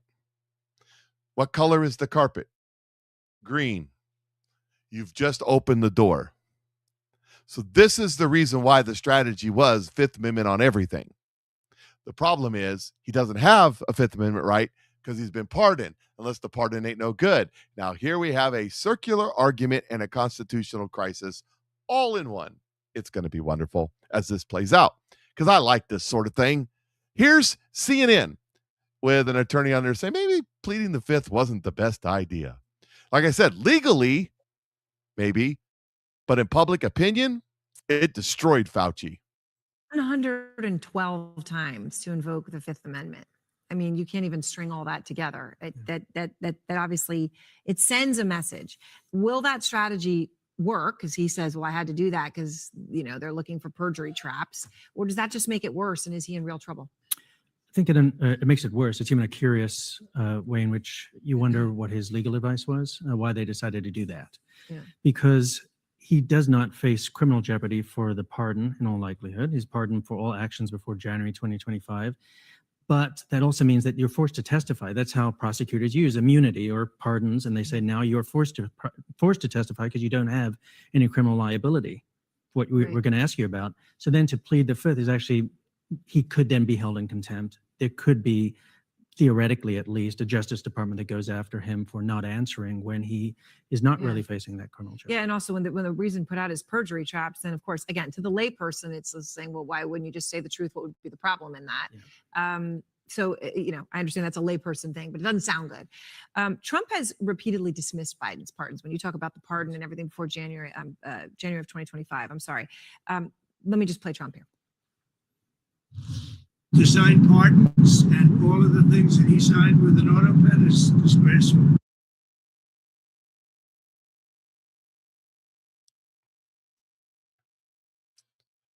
So there you have the argument against using the Fifth Amendment, or that he doesn't even have the privilege of the Fifth Amendment. Now, someone in the comment section, I went by fast, I didn't see it, but I didn't see who said it quickly enough. That he gave an opening statement. I have to go back and watch his opening statement. His opening statement was his reasons for the Fifth Amendment, then yes. But if he gave an opening statement that tried to defend him in any way, his attorney gave a statement which would negate the Fifth Amendment in a court of law. Part of the reason why his attorney, that was their plan. Part of the reason why the attorney was tossed out. Here's MK Truth Ultra and Patricia Heaton. You know who Patricia Heaton is? She's from Everybody Loves Raymond.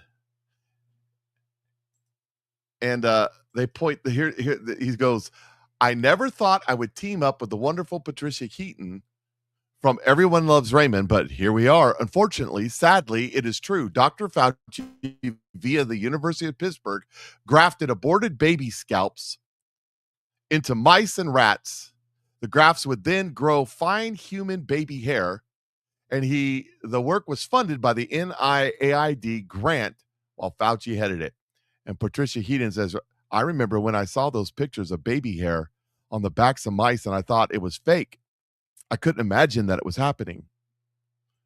Fake news, but it wasn't fake news. It was evil.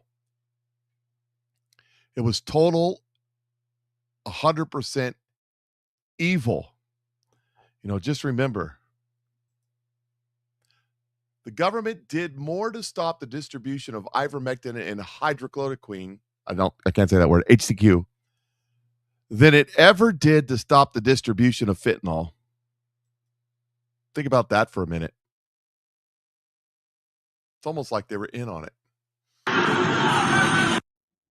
Let me hold on. I got some more Fauci news we're going to get to for sure.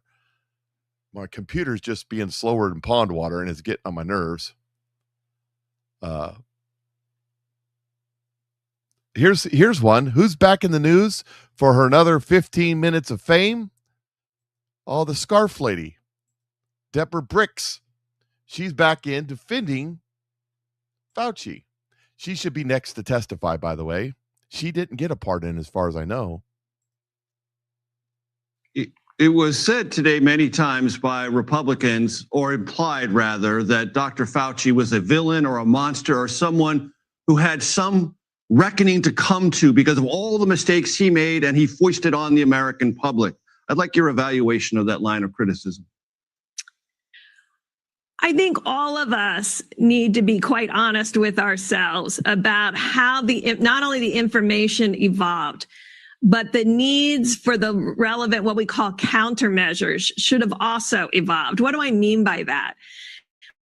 When this first hit, we didn't have enough testing out there. We couldn't stop the spread in any way. Hospitals were being overrun. We didn't have a supply chain that matched the need. And so the first part and the few months were a crisis.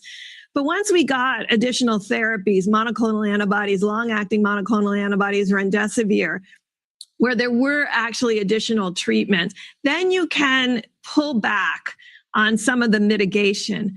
But because it was an election year, there were states that persisted in their very tight mitigations, and others that showed us a way that you could open K through 12 and higher ed. And I saw it myself. If you gave higher ed tests, they really prevented spread. And so we should have a dialogue about how are we going to do this next time? How are we going to prevent spread? How do we keep K through 12 open? How do we keep higher ed open? How do we keep businesses open? And there's a way to do it.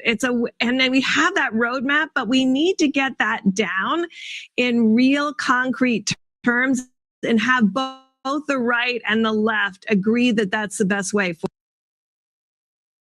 Well, yes, we all have to agree and have consensus, but there's one way, there's the right way, and there's the wrong way. So I posted some prophetic words on Facebook, and I'm waiting for and it's about Israel, and they haven't responded. They haven't the people that have been pestering me until I blasted them with some scripture the last time that it was on about a week ago, I just kept responding with scripture.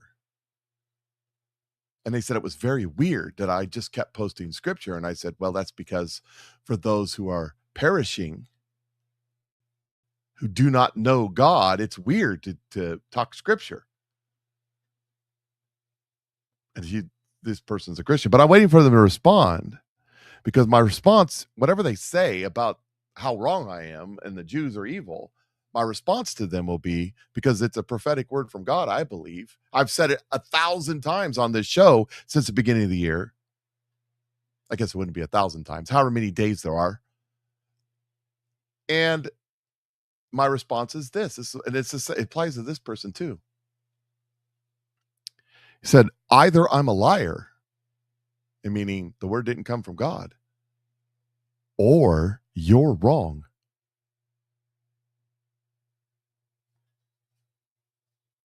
Those are the two options. And that implies that you, as who claims to be a Christian, is wrong in the face of God. Maybe you should check yourself before you wreck yourself, if you know what I mean. Probably ought not do that. But, what do I know? There's a whole segment on my show about AI on my Telegram page, where RFK Jr. and Tommy Robinson, is that his name? The motivational speaker guy, about AI. They have a long discussion. I've got segments of it. I'm not going to have time to cover it. Make sure you go to telegram.org, telegram.org, and download the app that fits. You don't have to put it on your phone. It'll slow down your phone. You can put it on your computer or your laptop or whatever. Download that app and then go to t.me/PatriotMike Thoughts. t.me/PatriotMike Thoughts. t.me/PatriotMike Thoughts will get you right to my Telegram page. Hit the follow button, then immediately hit the down at the bottom and hit the mute button, or else it'll drive you crazy. Make sure you go do that. Now, I want to get this into before the end of the show. I got a couple other things about Fauci I want to talk about, but I want to get this in.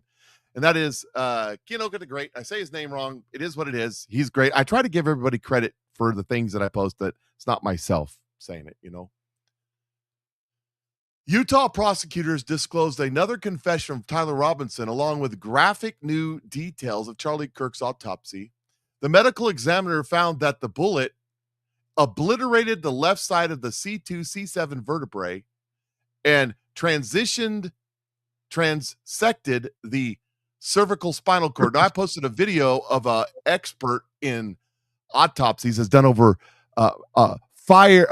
victims of gunshot. He's done over 7,000 gunshot victim deaths, autopsies, forensics for court cases. And he's an expert in it. And he said the way that Charlie reacted when the shot happened, he said, it is my assumption that the spinal cord was severed. In other words, it was an instantaneous death for Charlie. But anyways, he said a significant portion of Mr. Kirk's cervical spinal cord was critically absent. In other words, it obliterated the spinal cord. When Robinson's friends initially thought his Discord confession was a joke, he insisted it was me. Look at the pictures from the surveillance footage. It was me. I'm serious. This is from the memorandum supporting bindover of Tyler Robinson. Whatever that means. Anyways, I got the documents. You can read them on my Telegram page. I told you how to get to my Telegram page. I'm not going to go through it for time's sake. But that's the latest thing to come out, that basically that good doctor that was talking about of his experience, he thought what happened was that it severed several vertebrae, and he named off a few right in that area. And then he said that it probably severed his spinal cord and that he was good. Tony Robinson, whatever his name is. You can go on my Telegram page, see that too. I don't know. They talked about AI, some good stuff there, some bad stuff there. You decide. Maybe we'll talk about it next week. Maybe we won't. I don't have time to talk about it right now because I want to get to some other Fauci things. I got stuff from the typical DSA people out there. Here's Lawrence O'Donnell talking about what happened with Dr. Fauci. Oh, why did we do that? What happened with Dr. Fauci yesterday? And it was one of the darkest, or was it Wednesday? It was the darkest day in the history of America. These guys have a lot of dark days, by the way. Senator Blumenthal was right. It was one of the darkest days in our Senate's history. Anthony Fauci helped save millions of lives with his work on HIV medications. He expanded his life-saving reach to Africa with the support of George W. Bush by creating a President's Emergency Fund to support AIDS treatment in Africa that saved over 25 million lives before Elon Musk and Donald Trump decided that those lives were not worth saving. Not one Republican congressional committee, not one Republican senator is investigating how many thousands of people have died because Donald Trump and Elon Musk took their life-saving HIV medicine away. Not one Republican congressional committee is investigating how many babies have starved to death because Elon Musk decided to let food supplies that had already been delivered to Africa rot in warehouses instead of distributing that food to starving people.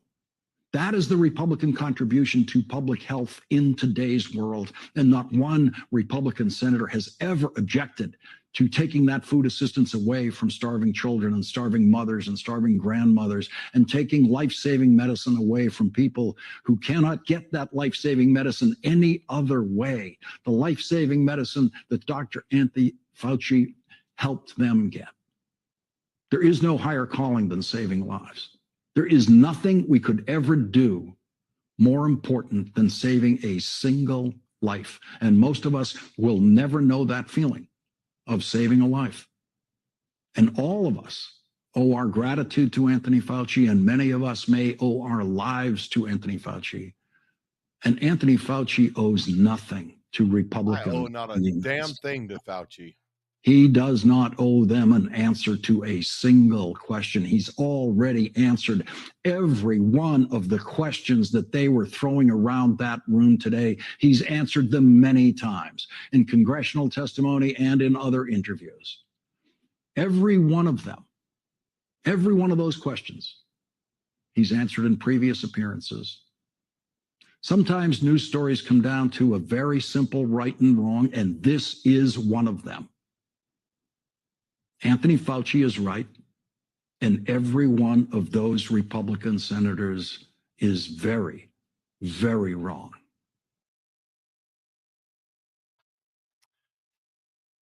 Anthony Fauci is right. Did you get your booster? You sound boosted. I'm just asking. Why did you get a booster? Did it not work the first time, the second time, third time, the fifth time, the ninth time, the 10th time? They'll come out in September or November and say, make sure you get your flu shot and your COVID booster, which I won't get either. And I won't get the flu. Or maybe I'll get the sniffles. I don't know. It happens.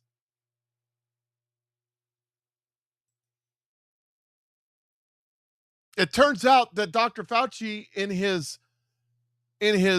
diary said that the death rate was 0.2. Way, way less than he said. And most of the people who died had comorbidities, like were on hospice for cancer.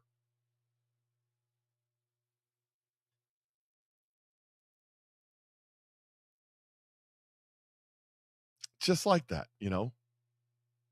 I wonder. So let's me skip ahead. I got a few more things I want to cover, and then we'll get off here. Come on, computer. Oh, starting to get frustrating. I'm going to have to change a few things up again. Try something different. Thank you for the new upgraded computers. The problem is getting them all to work together and not argue with each other.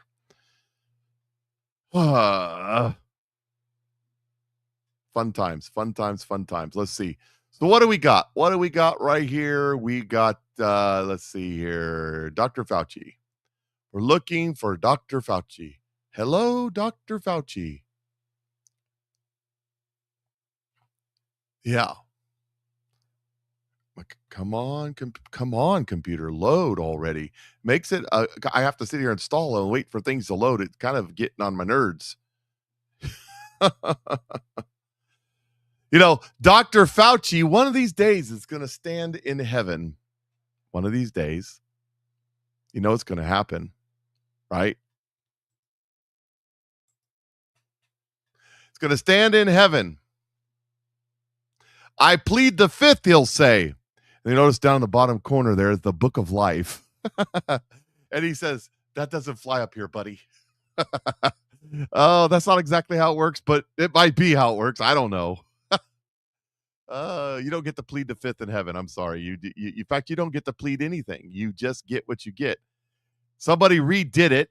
Somebody redid the I plead the fifth, and it looks a little something like this. I plead the fifth. I plead the fifth. 5, 1, 2, 3, 4, 5. Anything you say, 5. Go ahead and ask me a question. Did you?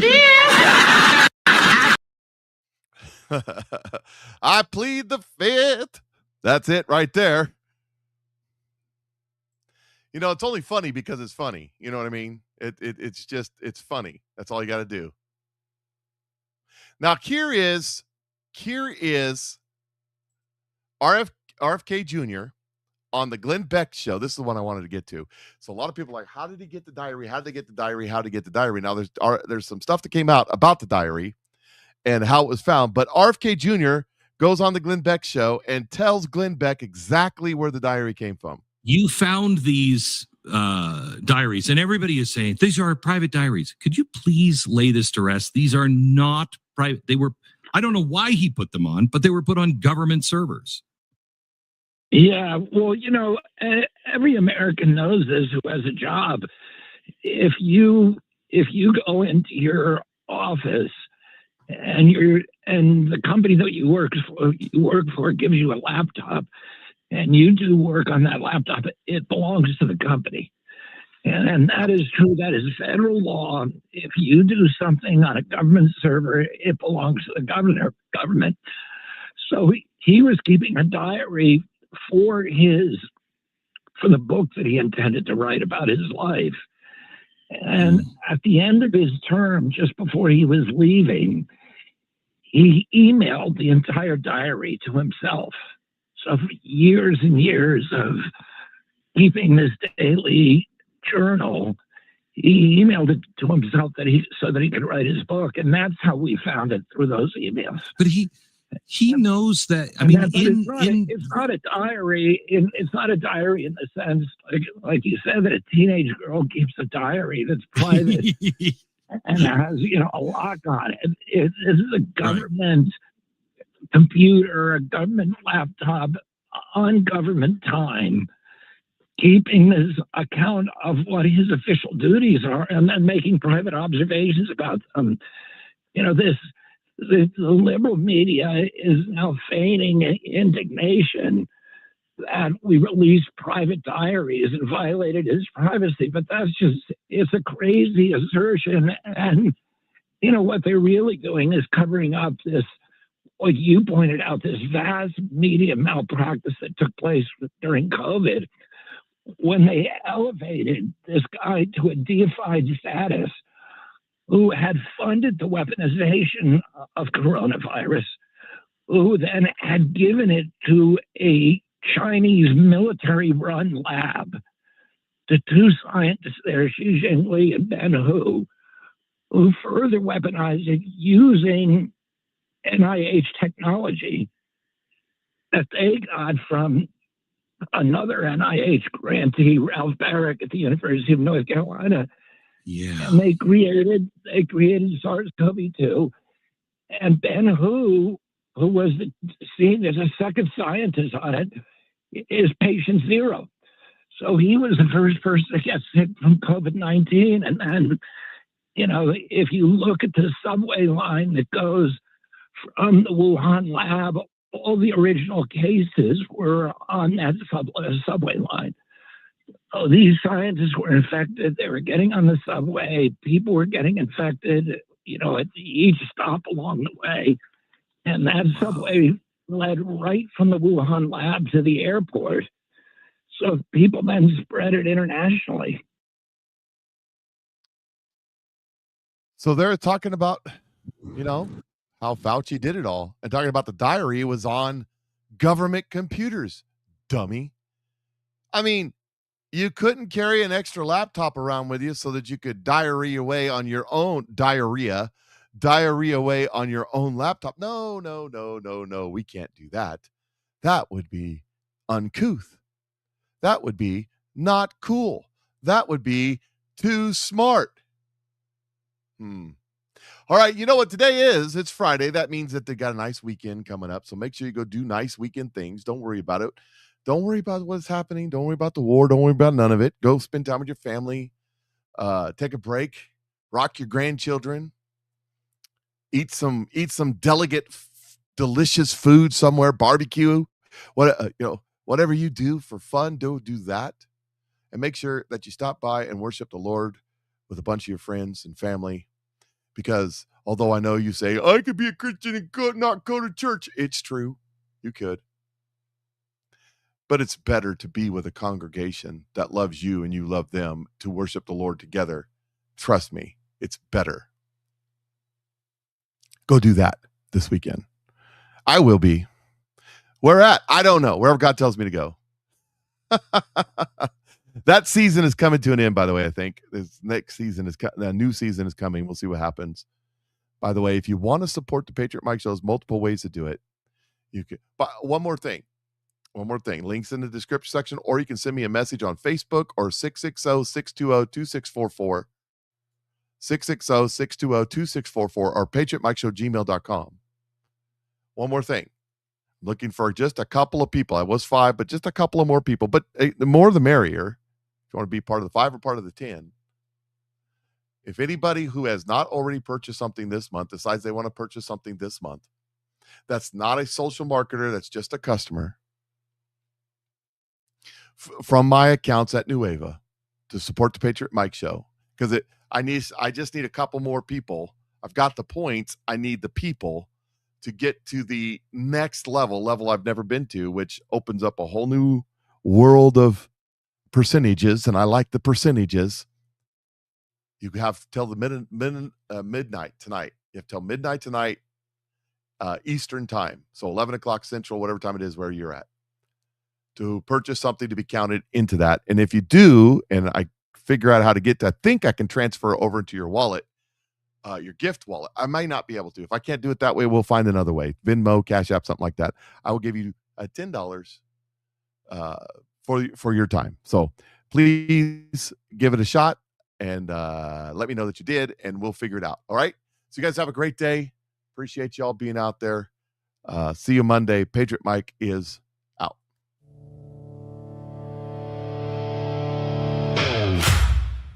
They can bury the truth, but they can't kill the soul. Cut through the noise, get back to what matters.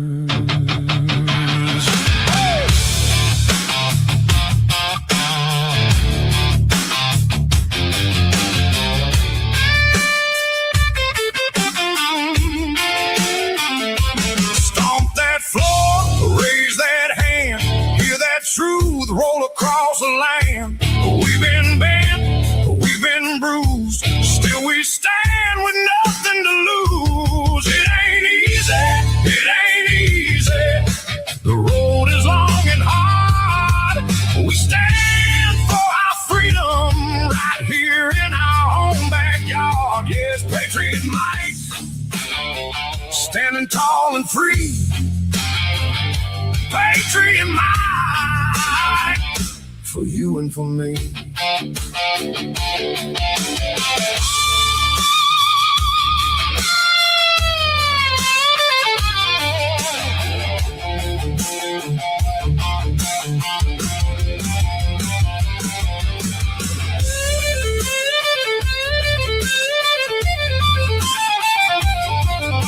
Strapped in. You're live with the Patriot Mike Show.